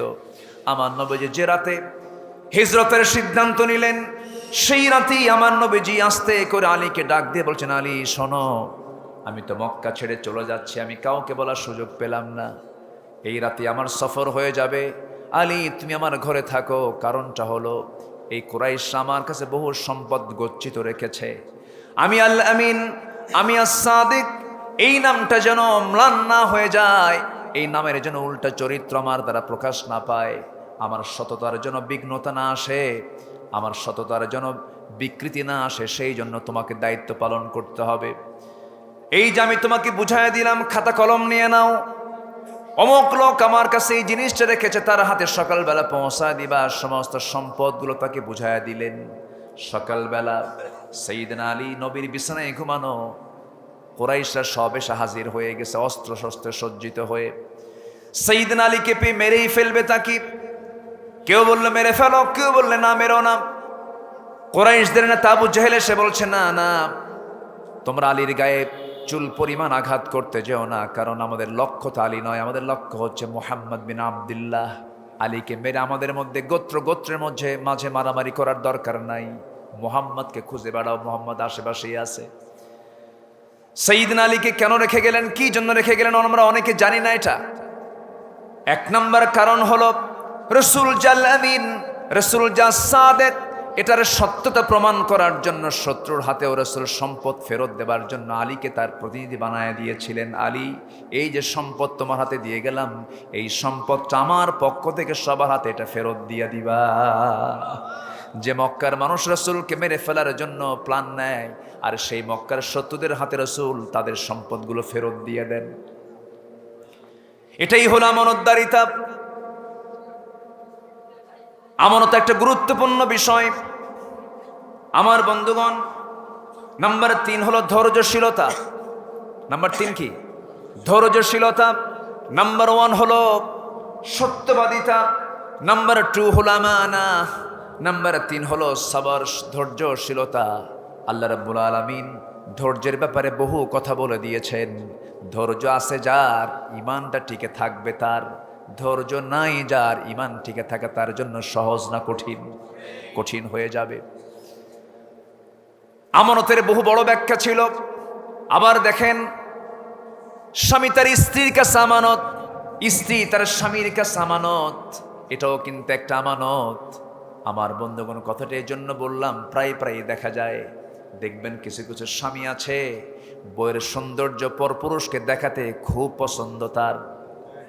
এটা মনে হয় কুমিল্লায় নাই। দেখবেন শুধু মানুষকে দেখায় না, মাঝে মাঝে হুন্ডাই তোলে। কিসে তোলে? হুন্ডাই তোলে না? সে হুন্ডা নর্মাল হুন্ডা নয়, R15। হ্যাঁ, আর কি আছে হুন্ডাই? যুবকরা কও। হ্যাঁ, সুজুকি। হ্যাঁ হ্যাঁ, R15 update version. Passenger seat হলো দোতলায়, আর ড্রাইভিং সিট হলো নিচতলায়। নিচতলায় প্যাসেঞ্জার, নিচতলায় ড্রাইভার বসে, আর দোতলায় প্যাসেঞ্জার বউকে বসায় দেয়। দোতলায় বসায় যেন জাতির বুঝতে, যেন জাতির দেখতে যেন অসুবিধা না হয়। হ্যাঁ, বউকে পিছনে উঠায় নিল, হুন্ডায় নিচতলায় বসে। এখন কোনো মানুষের যদি হঠাৎ করে দেখা মিস হয়, যেদিক দিয়ে ধোঁয়া বের হয়, ধোঁয়া ওই বের হওয়ার জায়গার নাম কি? পাইপ। হ্যাঁ, আচ্ছা, স্যালেঞ্জার পাইপ। ওটা খুলে ফেলে, খুলে ফেললে আওয়াজ হয় বিকট। ওই বিকট আওয়াজ শুনে তো নজর যাবি ওইদিকে। জাতি যেন কোনো দিক থেকে কোনো ক্রমেই যেন আমার বউকে দেখা থেকে মাহরুম না হয়, সব পন্থা অবলম্বন কইরা শুরু করলো ময়নামতির মোড় থেকে চলে গেছে একদম সেই 14 গ্রাম পর্যন্ত। এক টান মারলো, শাসনগাছা থেকে শুরু করে ব্রাহ্মণপাড়া পর্যন্ত এক টান দিয়া বউকে নিয়ে ঘুরে সন্ধ্যার আগ দিয়ে নদীর তীরে লাল একখান শাড়ি পরাইয়া, লাল লিপস্টিক ঠোঁটে লাগাইয়া, কপালে টিপ লাগাইয়া, চুলটা ছেড়ে দিয়া, মুখে আটা ময়দা লাগায় দিয়া, 16 Pro Max আইফোন দিয়া, যেন ফটোতে যেন কোনো সমস্যা না থাকে, ছবি একখান তুলে অর্ধলগ্ন ছবি ফেসবুকে আপলোড করে লিখে দেয় ক্যাপশন, প্রিয় ভাইয়ের আসুন আমার বউটাকে সবাই জামাতের সাথে দেখি। জোরে কর নাউজুবিল্লাহ, জোরে বলি নাউজুবিল্লাহ। এদিকে আমানত রক্ষা না আমানতের খেয়ানত?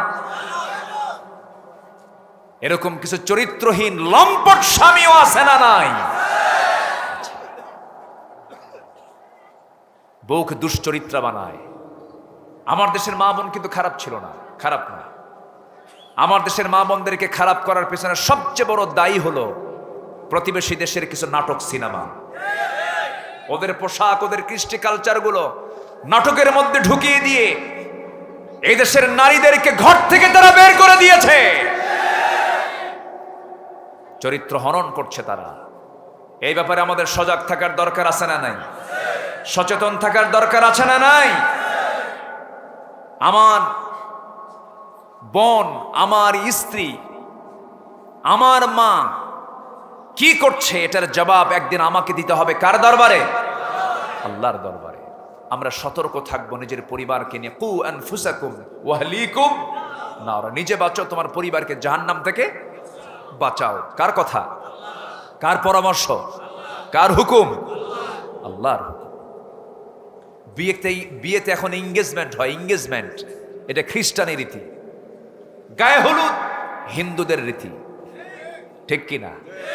আর যৌতুক তো কি, এটা কি কব, ডাকাত। ডাকাত এই যে কইছে ডাকাতি, এটা কোথায় যে আসলো এগুলো। আবার মোহরণা যেটা পাত্রের পক্ষে যতটুকু সম্ভব তা না করে বিশাল অঙ্ক করে, এটা হচ্ছে মোনাফিকি, ঠিক কিনা বলেন? যদি আমার মেয়ের যদি সংসার নাই হয়, টাকা সহজে উসুল করতে পারি, আছে না নাই? কোনো দিকে জুলুম করা যাবে, অন্যদের কোনো কৃষ্টি কালচার কোনো আমার জীবনে বাস্তবায়ন করা যাবে না। সম্মানিত ভাইয়েরা, তাহলে আমাদের চারিত্রিক গুণ থাকতে হবে কয়টা বলুন তো? বলেন কয়টা বলেন তো? চলতেছে কয় নাম্বার? আরো আছে কয়টা? নুরু ওয়াজ কি শুরু না শেষ? সময় দিচ্ছেন তো? জোরে বলি ইনশাআল্লাহ। মোবারক ভাই খুব বরকতি মানুষ তো, আপনার নামই তো বরকত দিয়া, বরকত থেকে মোবারক বলি আলহামদুলিল্লাহ। আবার এই এলাকার নাম হলো রহমত, মানে কোনো গজব টজব এলাকায় আসার সম্ভাবনা নাই। বলি আলহামদুলিল্লাহ। আল্লাহ কবুল করুন, জোরে বলি আমিন। আল্লাহ পাক আমার মোবারক ভাইকে কবুল করুন। বহু নেতাই তো জীবনে দেখেছি আমরা, নেতা বলতে আমরা বুঝেছি, আমরা দেখেছি এতদিন জনগণের টাকাগুলো মেরে খায়। দেশ স্বাধীন হয়েছে ৭১, আজকে ২০২৪ সাল। জরিপে দেখা গেছে দেশের যত বৈদেশিক সাহায্য এসেছে দেশে, এর ৭৫% টাকা গেছে নেতাদের পকেটে। সম্পদ দিয়ে করবেন কি? সম্মান তো টাকা দিয়ে আসে না। তার বড় প্রমাণ, দেশের শীর্ষস্থানীয় একজন ধনী, শীর্ষস্থানীয় একদম টপ লেভেলের একজন ধনী, একটা গ্রুপের মালিক। টাকা দিয়ে কি করবেন আপনি? বাঁচার জন্য নৌকায় চললো দাড়ি কাইটা, হ্যাঁ, নৌকায় চড়ে নাই, চড়েছে, শেষ পর্যন্ত রক্ষা হলো না, এমন নৌকায় চড়ছে আর বেরেই না কোথাও, ধরা পড়ে গেছে। কোস্টগার্ড ধরে আনতেছে। এখন তার বন্ধু কয় বন্ধুকে, বন্ধু কয় কোস্টগার্ডকে, আমার একা নিয়ে যান কেন? আছে আরেকজন, ওই যে টের পায় নাই, কে মাথার চুল তো কালো, মুখে দাঁড়িয়ে নেই, লোকটা কে? কে ভালো করে দেখো দরবেশ। কথা কি বোঝা যায়? কথা বোঝা যায়? আমাদেরকে গালি দিয়েছেন আমরা নাকি ধর্মের ব্যবসা করি, ধর্মের নামে নাকি রাজনীতি করি। ধর্মের ব্যবসায়ী তারাই চ্যাম্পিয়ন যারা বাঁচার জন্য দাড়ি রাখে, বাঁচার জন্য দাড়ি কাটে। মানুষের বাহবা নেবার জন্য একই মাথায় পট্টি বাঁধে, আবার ওই মাথায় তিলক লাগায়। আমরা যা বলি বাস্তব বলি। রাজনৈতিক বক্তব্য দেওয়া যাবে কি যাবে না, এই প্রশ্ন একজন আলেমকে করলে, সে যদি হক্কানে আলেম হয়, ইসলাম এবং রাজনীতি, ইসলাম এবং রাষ্ট্র দুটা যমজ সন্তান। ইসলাম থেকে রাষ্ট্রকে পৃথক করার সুযোগ নাই, রাষ্ট্র থেকে ইসলামকে পৃথক করার কোনো সুযোগ। ইসলামের রাজনীতি আছে না নাই? যে বলবে নাই ও কাফের, যে বলবে নাই সে কি? কাফের। সম্মানিত ভাইয়েরা, সম্মানিত বন্ধুগণ, যে যে দল করেন কোনো সমস্যা নাই। আমরা আমাদের প্ল্যাটফর্ম থেকে, কোরআনের প্ল্যাটফর্ম থেকে, কোরআনকে সামনে রেখে বলছি, কিয়ামতের দিন অসহায় হয়ে যাবেন যদি কোরআনের দল না করেন। আল্লাহর কসম করে বলি, কিয়ামতের দিন ইসলামের অনুকূলে কোরআনের পক্ষে যদি আপনি কাজ না করেন, এই কোরআন আপনার বিপক্ষে রায় দিয়ে জাহান্নামে নিশ্চিত করবে। আল কুরআন হুজ্জাতুল লাকা আও আলাইকা, সহিহ হাদিস এটা। এখানে আলেম ওলামা বসে আছেন। কোরআন তোমার পক্ষে যাবে অথবা বিপক্ষে যাবে। এই দেশে কোরআনের দল আছে না নাই? আসতে বলবেন না, আছে না নাই? আবার কোরআন বিরোধী দলও আছে না নাই? আসতে কয়, আছে না নাই? আচ্ছা, আমরা কিসের দল করব? বলেন কিসের দল? আরো জোরে কিসের দল? যে দলের সাথে কোরআনের সম্পর্ক নাই, যে দলের এজেন্ডা ইসলাম কায়েম নয়, যে দল আল্লাহর আইন কায়েম করতে চায় না, আল্লাহর দিন কায়েম করতে চায় না, সেই দলই হলো মুনাফিকের দল, মুনাফিকের দল, মুনাফিকের দল।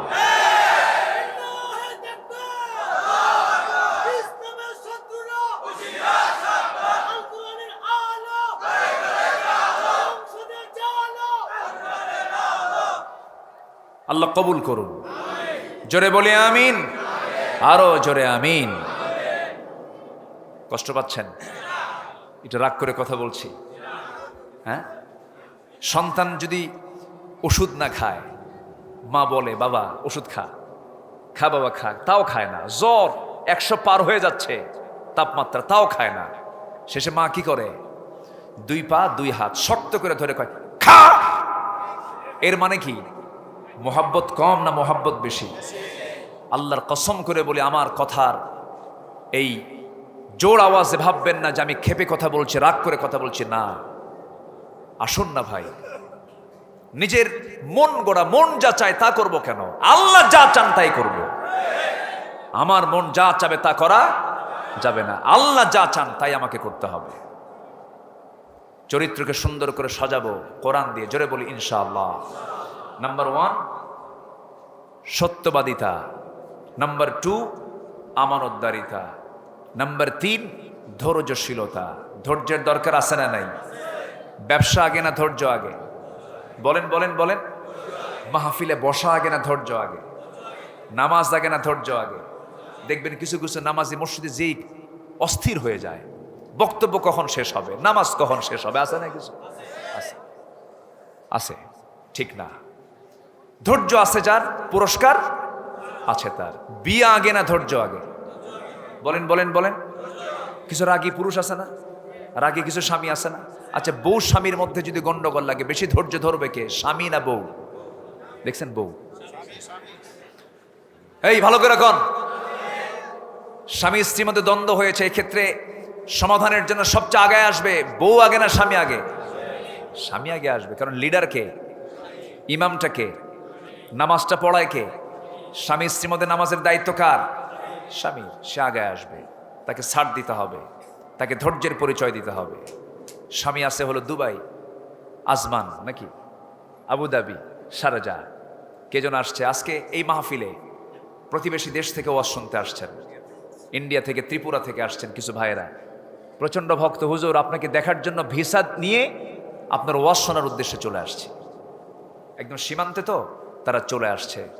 আমার সেই প্রতিবেশী ভাইদের জন্য আমরা দোয়া করি, আল্লাহ তুমি তাদের নেক মাকসুদকে তুমি আল্লাহ কবুল করে নাও, দিনকে মেনে চলার তৌফিক তুমি আল্লাহ দিয়ে দাও। সম্মানিত ভাইয়েরা, তো দুবাই আছে স্বামী, বউ আছে হলো কুমিল্লায়। ভিডিও কলে কথা চলছে, কথা হতে হতে হঠাৎ করে হটটক গরম হতে হতে এক পর্যায়ে বললো, যা সংসার করবই না, তালাক 100। তালাক কয়টা দিছে? সূরা তালাক নামে একটা সূরা আছে না নাই? এখানে কি 100 তালাকের কথা আসছে? আত-তালাকু মাররাতান, দিয়ে দিছে 100 তালাক। তালাক দিয়ে আমাদের ফোন দিয়ে বলে, হুজুর কাম তো সারছি। কি করছেন? হুজুর সেঞ্চুরি মারছি। কি সেঞ্চুরি মারলেন? কি তালাক তো দিয়ে দিছি, এখন কাম তো সারে, এখন কি করা যায় হুজুর? উপায় কি বাঁচার? বাচ্চা কাচ্চা আছে। আচ্ছা, একটা মানুষকে মার্ডার করার পরে কি আর বাঁচার কোনো উপায় আছে? এই যে আপনি তালাকটা মারলেন, এখানে মেজাজের ভারসাম্যহীনতা আছে না নাই বলেন তো? আসতে বলবেন আছে না নাই? আচ্ছা। প্রত্যেকটা জায়গায় ধৈর্যের প্রয়োজন। ধৈর্য বিশাল বড় একটা গুণ, ইমানদারদের জীবনে এটা থাকা চাই। কথা সহ্য করতে হয়, অনেক কষ্ট সহ্য করতে হয়। ধৈর্য মানে বিশাল বড় একটা গুণ। আল্লাহ রাব্বুল আলামিন বলছেন, ধৈর্যশীলদের ব্যাপারে সুসংবাদ দিচ্ছেন, ওয়ালানাবলুওয়ান্নাকুম বিশাইইম মিনাল খাউফি ওয়াল জু'i ওয়া নাকসিম মিনাল আমওয়ালি ওয়াল আনফুসি ওয়াথ থামারাত ওয়া বাশশিরিস সাবিরিন। ধৈর্যশীলের কথা এখানে আছে না নাই বলেন? আছে। الذين إذا أصابتهم مصيبة قالوا إنا لله وإنا إليه راجعون। জোরে বলুন আল্লাহু আকবার। আল্লাহ রাব্বুল আলামিন বলেন, বিপদ যখন চলে আসবে হতাশ হবে না, আমার প্রতি ভরসা রাখবে, আমার কাছেই তোমাকে ফিরে আসতে হবে বান্দা, তোমার কোনো টেনশন নাই। যে বান্দার মধ্যে আল্লাহর প্রতি তাওয়াক্কুল থাকে তার কোনো ভয় থাকে না। যে বান্দার মধ্যে ধৈর্য থাকে তার কোনো বিপদ আসে না। ধৈর্যই একমাত্র বিপদ থেকে, সংকট থেকে বাঁচার একমাত্র উপায়। ধৈর্য আছে যার, বিজয় আছে তার। আমার বন্ধুগণ, নবীজি ছিলেন ধৈর্যের একজন পিরামিড। কত মার খেয়েছেন, কত জুলুম সহ্য করেছেন, কত রাত, কত দিন, কত ঘন্টা, কত মিনিট, কত সময় তারা চলে গেছে, এত অত্যাচার তিনি সহ্য করেছেন। এই যে জেলখানার কথাগুলো আমরা শুনি, বিশ্বনবীর যে জেলখানা ছিল, পৃথিবীর কোনো কয়েদি এমন জেলখানায় কোনোদিন যেতে পারে নাই। আমার নবীজির জেলখানা ছিল এমন জেলখানা, 3.5 বছর তিনি জেলখানার মধ্যে ছিলেন। এমন বয়কট, খাদ্য নাই, পানি নাই, কিচ্ছু নাই। সাহাবে কেরাম খাবারগুলো না পেয়ে বাবলা গাছের কাঁটাযুক্ত সালগুলো টান মেরে পেরে মুখে যখন চাবাতে নিয়ে যখন খেতে নিয়েছেন, বাবলা গাছের কাঁটা ঠোঁটের মধ্যে ঢুকে গেছে, ফিঙ্কি দিয়ে রক্ত বের হয়ে গেছে, খাওয়া বন্ধ হয়ে গেছে। পায়খানাগুলো ছাগলের পায়খানার মতো কটকটে হয়ে গেছে, কোষ্ঠকাঠিন্য দেখা দিয়েছে।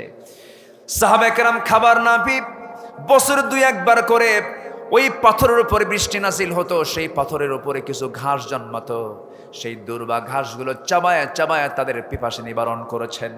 এত কষ্ট, এত কোরবানি তারা উৎসর্গ করে দিয়েছেন, এত ত্যাগ তারা স্বীকার করে নিয়েছেন, ধৈর্যের পরিচয় দিয়েছেন।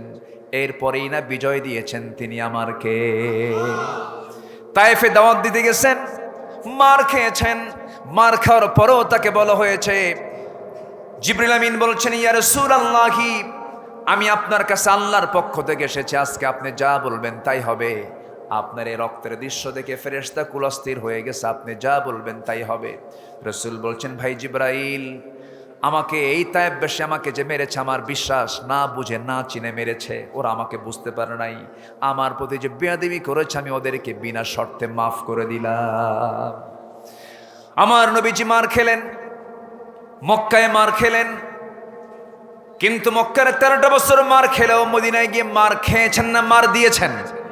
তাহলে মার খাওয়া সুন্নত, মার দেওয়াও সুন্নত। মক্কায় টিকতে পারলেন না, মদিনার দিকে চলে আসলেন। মদিনায় তিনি আরামে থাকতে পারলেন না। 10টা বছর যদি একটু জরিপ করে দেখেন, একটু আমার নবীর 10 বছরের যদি মাদানী জিন্দেগির যদি ইতিহাসটাকে যদি আপনি একটু গভীরে নিয়ে নেন, আমার নবীজির ঘুম পাড়ার সময় ছিল না। আমার নবীজি এই 10 বছরে গড়ে 8 থেকে 9টা যুদ্ধ করেছেন। 8 থেকে 9টা যুদ্ধ যদি একটা রাষ্ট্র যদি করে বছরে 8 থেকে 9টা যুদ্ধ, সে দেশের অর্থনীতি কেমন হতে পারে? সাহাবে কেরাম খাবার পান নাই, সাহাবে কেরাম ভালো করে ঘুমাতে পারেন নাই, সাহাবে কেরামদের মধ্যে কোনো আরাম বলতে কোনো শব্দ ছিল না। বদর চলে আসলো 1 বছরের যেতে না যেতেই, আবার 1 বছর যেতে না যেতে উহুদ চলে আসলো। আমার নবীজি কেবল মদিনায় এসেছেন, ছোট্ট নগর রাষ্ট্র গড়ে তুলেছেন। মদিনা নামক একটা ছোট্ট নগর রাষ্ট্র তিনি গড়ে তুললেন। মক্কার সেই কোরাইশরা মুনাফিকদের সঙ্গে যোগ সাজস করলো, ইহুদিদের সঙ্গে যোগ সাজস করলো। নবীজির ছোট্ট রাষ্ট্রকে কেমনে উৎখাত করে দেওয়া যায়, দ্বীন ইসলামকে কেমনে নির্মূল করে দেওয়া যায়, সেই লক্ষ্যে তারা করলো কি, লোহিত সাগরের পাশ দেখে সে হাজার সৈন্য নিয়া আবু জেহেল তার সমস্ত বাহিনীকে অস্ত্র শস্ত্র সজ্জিত করে মদিনা থেকে প্রায় 80 মাইল দূরে বদর নামক প্রান্তরে তারা হাজির হয়ে গেল। নবীর কানে সংবাদ চলে এলো, খাবার নাই, প্রয়োজনীয় নিত্য প্রয়োজনীয় জিনিসই সাহাবীদের কাছে নাই, অস্ত্র থাকবে কখন? আমার নবীজির কানে যখন সংবাদ চলে গেল, আমার রাসূল সাহাবে কেরামকে ডাক দিয়ে বলছেন, সাহাবীরা, আবু জেহেল তো চলে আসছে আমাদেরকে নিশ্চিহ্ন করার জন্য, বদর প্রান্তরে তারা হাজির হয়ে গেছে। সাহাবীরা বলছেন, ইয়া রাসূলুল্লাহ, আপনি যা বলবেন তাই হয়ে যাবে, আপনি যে হুকুমটা দিবেন তাই আমরা ফলো করব। আমার নবীজি বলছেন, সাহাবীরা যুদ্ধের প্রস্তুতি নিয়ে নাও। আমার নবীজি মোটে সাহাবে কেরামদের মধ্যে থেকে গুনে গুনে 313 জনকে প্রস্তুত করে ফেললেন। কারো হাতে অস্ত্র নাই, খেজুর গাছের ডাল হাতের মধ্যে দিয়ে দিলেন।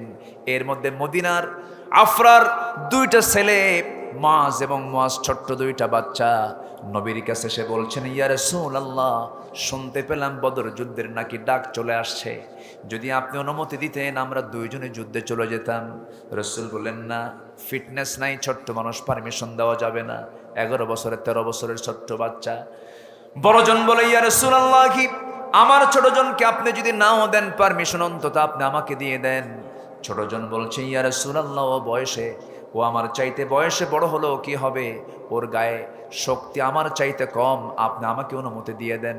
রাসূল মুস্কি হাসি মারলেন, এরপরে বলছেন, ঠিক আছে, দেখি শক্তি কার বেশি। দুজনকে লাগায়া দিলেন, কুস্তি লাগায়া দিলেন। 2 জন কুস্তি লড়াই শুরু করে দিল। বড়জন ছোটজনকে নিচে ফেলে দিয়েছে। ছোটজন বড় ভাইয়ের কানের মধ্যে মুখ ঢুকায় বলছে, ভাই, একা একা যুদ্ধে যাবে কেমনে? একসঙ্গে খাই, ঘুমাই, খেলাধুলা করি, আমাকে কি যুদ্ধে যাওয়ার সুযোগ দিবা না? গায়ের শক্তি একটু কমায় দাও, তোমার বুকের উপর ওঠ, অন্তত একটাবার বুঝাই দিই শক্তির দিক থেকে আমিও কম নই। আমার নবীজি টের পেলেন, নবীজির চোখে পানি জমা হয়ে গেল। নবীজি 2 জনকেই বগলের নিচে বগলের নিচে তাদেরকে নিয়ে আকাশের দিকে তাকিয়ে বলছেন, আকাশের মালিক আল্লাহ, এদের গায়ে কোনো জোর নাই, কিন্তু ইমানের জোর আছে, আমি এদেরকে পারমিশন দিয়ে দিলাম। মুসলমানদের বিজয় এসেছে অস্ত্র দিয়া, সংখ্যা দিয়া না, ইমান দিয়া। ইমান মানে হলো চরিত্র দিয়া। কি দিয়া বলেন? চরিত্র দিয়া। চারিত্রিক বিজয় যদি আমরা অর্জন করতে পারি, বিজয় যদি চলে আসে, চারিত্রিক গুণ যদি চলে আসে, সব চলে আসবে। আমার নবীজি যুদ্ধের ময়দানের দিকে রওনা দিলেন। সাহাবে কেরামদের সঙ্গে রওনা করে বদর নামক প্রান্তরে গিয়ে পৌঁছলেন। আল্লাহ পাক আমাকে নিজের চোখে দেখিয়েছেন বদর প্রান্তরে বিশাল বালুর পাহাড়।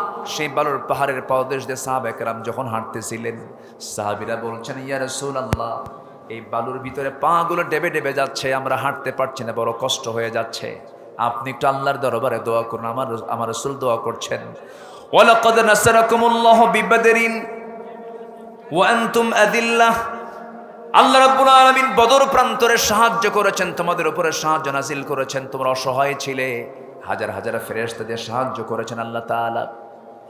আমার নবীজি দোয়া করলেন, আকাশে খণ্ডমেঘ জমা হলো, বৃষ্টি নাজিল হলো। বালুতে বৃষ্টি পড়লে পরে বালুটা নরম হয় না, শক্ত হয়। শক্ত হয়ে গেল। কাফেরদের জায়গা ছিল আঠাল মাটি, পিছলা হয়ে গেল। প্রাকৃতিকভাবে আল্লাহ তাআলা মুসলমানদের ফেভারে নিয়ে আসলেন।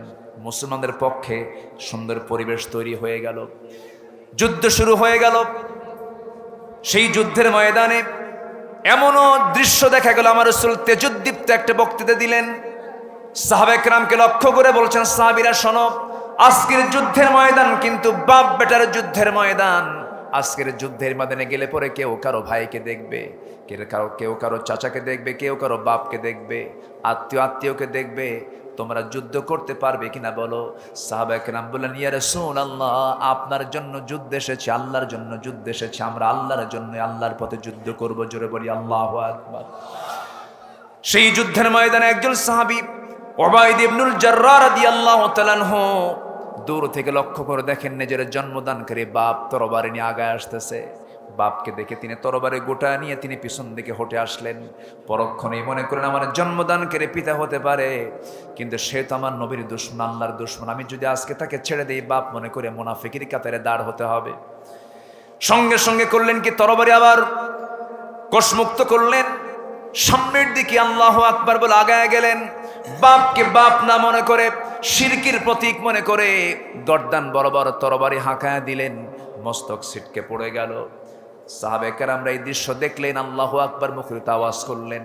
শেষ পর্যন্ত মুসলমানদের বিজয় হয়ে গেছে। আমার নবীজি সাহাবে কেরামকে নিয়ে আলোচনা করছেন। এমন সময় রাসূল বলছেন, আমার ওবায়দা কোথায়? হুজুর, ওবায়দার বাপ আজকে যুদ্ধে মারা গেছে। কে মারলা তোমরা? কে তার বাপকে আঘাত করেছে? হুজুর, ওবায়দার বাপকে আঘাত করার জন্য আমরা কেউ আগায় যাই না। ওবায়দা নিজেই তার বাপকে দুনিয়া থেকে বিদায় করে দিয়েছে।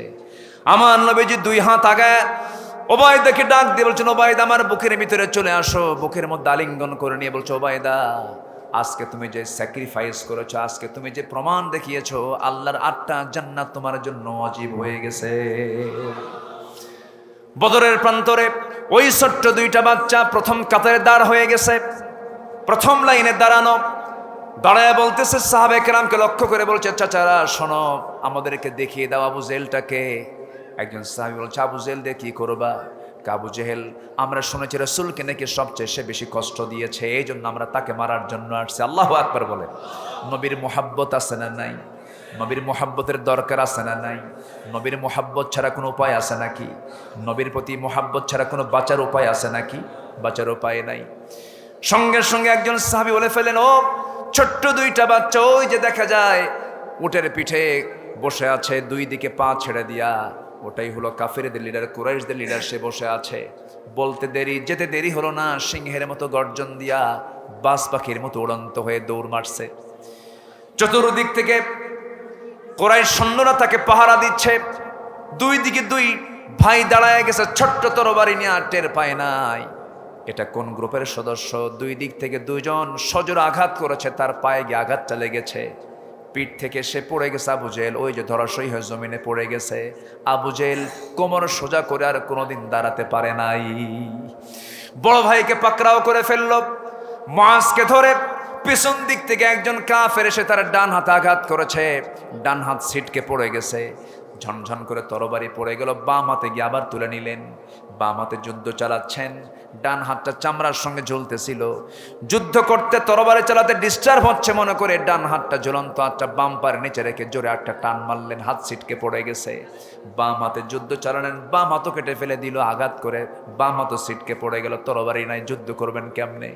ইতিমের মতো সামনে দাঁড়ায় আছেন, একজন কাফের এসে গর্দান বরাবর হাঁকায় দিয়েছে, মস্তকটা ছিটকে পড়ে গেছে। মুআজ দুনিয়া থেকে বিদায় নিয়ে গোটা দুনিয়াবাসীকে বুঝায় দিলেন আল্লাহর জমিনের দিন কায়েমের জন্য এমন করে আল্লাহর পথে জীবন দিতে হয়। জোরে বলি সুবহানাল্লাহ। আমার ভাইরা, আমার বন্ধুগণ, সেই জন্য আসুন আমরা সততা নিয়ে চলবো, আমানতদারিতা নিয়ে চলবো, ধৈর্যশীলতার পরিচয় দেব আমরা। নাম্বার 4 হলো তাওয়াক্কুল করব। কার উপরে? আসতে বলবেন না, কার উপরে? ইমানের সবচেয়ে বড় ভরসার জায়গা কে? ইমানদারের সবচেয়ে বড় ভরসার জায়গা কে? আল্লাহ। আল্লাহ রাব্বুল আলামিন বলছেন, ওয়ামান ইয়াতাওয়াক্কাল আলাল্লাহ ফাহুয়া হাসবুহ। আরেক জায়গায় বলছেন, ফাইদা আযামতা ফাতাওয়াক্কাল আলাল্লাহ ইন্নাল্লাহা ইউহিব্বুল মুতাওয়াক্কিলিন। জোরে বলুন আল্লাহু আকবার। নাম্বার 5 হলো ইখলাস। ইখলাস ঠিক রাখতে হবে, নিষ্ঠাবান হতে হবে। ওয়ামা উমিরু ইল্লা লিয়াবুদুল্লাহা মুখলিসিনা লাহুদ্দিন। নাম্বার 6 হলো আদালত ঠিক রাখতে হবে, আদালত কায়েম করতে হবে, ন্যায় বিচার বুঝতে হবে, আদালাহ এটা থাকতে হবে। আল্লাহ বলছেন, ইয়া আইয়ুহাল্লাযীনা আমানু কুনু কাওয়ামিনা লিল্লাহি শুহাদাআ বিল কিসত। জোরে বলুন আল্লাহু আকবার। নাম্বার 7 হলো তওবা করতে হবে, ক্ষমা চাইতে হবে। কার কাছে? আসতে বলবেন না, কার কাছে? আল্লাহর কাছে। ওয়াল্লাযীনা ইযা ফাআলু ফাহিশাতান আও যালামু আনফুসাহুম যাকারুল্লাহ ফাস্তাগফারু লিযুনুবিহিম। জোরে বলুন আল্লাহু আকবার। নাম্বার 8 হলো দয়া, সহানুভূতিশীল হতে হবে, রহমত থাকতে হবে, দয়ালু হতে হবে, সহানুভূতি থাকতে হবে। আমি যদি কাউকে দয়া দেখাই, ইরহাম তুরহাম, দয়া দেখাবো, আমাকে দয়া দেখাবেন কে? আসতে বলেন, কে দয়া দেখাবেন? আল্লাহ রাব্বুল আলামিন বলছেন, খুযিল আফওয়া ওয়া আমুর বিল উরফি ওয়া আরিদ আনিল জাহিলিন। জোরে বলুন আল্লাহু আকবার। নাম্বার 9 হলো নম্র হতে হবে, তাওয়াদু হতে হবে। মান তাওয়াদা ফাকাদ রাফাহুল্লাহ। যে ব্যক্তি নম্র হয় আল্লাহ তার মর্যাদা বাড়ায় দেন। জোরে কোন সুবহানাল্লাহ। ওয়া ইবাদুর রাহমানিল্লাযীনা ইয়ামশুন আলাল আরদি হাওনা ওয়া ইযা খাতাবাহুমুল জাহিলুনা ক্বালু সালামা। জোরে বলুন আল্লাহু আকবার। নাম্বার 10 হলো কৃতজ্ঞ হতে হবে, কৃতজ্ঞতা দেখাতে হবে। কার? লা ইন শাকারতুম লা আযীদান্নাকুম ওয়া লা ইন কাফারতুম ইন্না আযাবি লাশাদীদ। নাম্বার 11 হলো সাহসিকতা থাকতে হবে। সবচেয়ে আমার নবী কি ভীরু ছিলেন না সাহসী ছিলেন? ভীরু ছিলেন না সাহসী ছিলেন? মুসলমান কি পিঠ দেখায় না বুক দেখায়? আসতে কোন কেন? মুসলমান পিঠ দেখায় না বুক দেখায়? 5 আগস্ট পর্যন্ত আমার দেশের ছাত্ররা, আমাদের সন্তানরা পিঠ দেখিয়েছে না বুক দেখিয়েছে? বিজয় দিয়েছেন কে? বিজয় দিয়েছেন কে? যদি তারা পলায়ন করত, ইল্লা তানফিরু ইউআযযিবুকুম আযাবান আলীমান ওয়া ইস্তাবদিল কওমান গায়রাকুম ওয়া লা তাদুররুহু শাইআ। পালালে পরে আবার জালিম চেপে বসতো জাতির উপরে, ঠিক কি না? কিন্তু ওই যুবকদের, ওই ছাত্রদের সিনার ভিতরে ভয় দূর করে দিয়ে সাহস জুগিয়ে দিয়েছেন তিনি কে? অতএব মূল বিজয়টা দিয়েছেন কে? সাহসিকতা ছাড়া কোনো কিছু অর্জন করা সম্ভব নয়। ইয়া আইয়ুহাল্লাযীনা আমানু ইসবিরু ওয়া সাবিরু ওয়া রাবিতু। আল্লাহু আকবার বলেন। নাম্বার 12 হলো নেক কাজের আদেশ দেওয়া, মন্দ কাজ থেকে বিরত রাখা। নাম্বার 13 হলো বিশ্বাসযোগ্যতা, সিকাহ, বিশ্বাসযোগ্য হওয়া। যদি আপনি অবিশ্বাসী হন, আপনার মধ্যে সেই চরিত্র আসবে না, বিশ্বাসী হতে হবে। নাম্বার 14 হলো নিষ্ঠা থাকতে হবে, ইখলাস ফিল আমাল, আমলের মধ্যে নিষ্ঠা থাকতে হবে। নাম্বার 15 হলো সহনশীল হতে হবে। কি হতে হবে? সহনশীল হতে হবে। ওয়াল কাযিমিনাল গায়য ওয়াল আফিনা আনিন নাস ওয়াল্লাহু ইউহিব্বুল মুহসিনিন। যারা ক্রোধকে সংবরণ করবে, মানুষকে যারা সহনশীল হয়ে মাফ করে দেবে, আল্লাহ তাআলা সেই সমস্ত মুহসিন ইহসান করনেওয়ালাকে দারুণ ভালোবাসেন। জোরে বলি সুবহানাল্লাহ। সংক্ষিপ্ত করে, অনেক ছোট করে 15টা পয়েন্ট আমি আক্ষরিকভাবে বলার চেষ্টা করেছি। প্রযুক্তির কল্যাণে এগুলো রেকর্ড থেকে যায়, আগামীকালকে লক্ষ লক্ষ কোটি কোটি মানুষের মাঝে এই রেকর্ডগুলো চলে যাবে। আসুন না, এখন আমাদের চরিত্র গড়ার সময়। আমরা চরিত্র যত উন্নত করব, দেশ তত উন্নতর দিকে চলে যাবে। আমি ভালো হব, দেশ ভালো হয়ে যাবে। আমি ভালো হব না, দেশ কখনো ভালো হতে পারে না। আসুন নিজকে সুন্দর করে গড়ি, মসজিদের সঙ্গে দিলের তাআল্লুক লাগাই। সবাইকে ফজর নামাজ পড়বো ইনশাআল্লাহ। এশার নামাজ পড়েছি, এশার নামাজ ইনশাআল্লাহ মানে পড়েন নাই, কালকে পড়বেন। ফজর নামাজ পড়বো বলেন ইনশাআল্লাহ। আর এশার নামাজ পড়েছি তো নাকি? আলহামদুলিল্লাহ বলি আলহামদুলিল্লাহ। আচ্ছা, যারা পড়তে পারি নাই এখনো পড়ার সময় আছে। শুক্রবারে নামাজ ধরবো, ওই বছর থেকে ভালো হব, এরকম কিছু কথা বলার লোক আছে না নাই?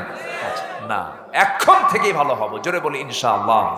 এই আলোচনা হোক আমাদের জীবনের একদম, এই আলোচনার মধ্য দিয়ে আমাদের জীবন সুন্দর করে সাজানো হোক, শুরু হোক। আল্লাহ কবুল করুন, আল্লাহ এই মাহফিলকে কবুল করুন।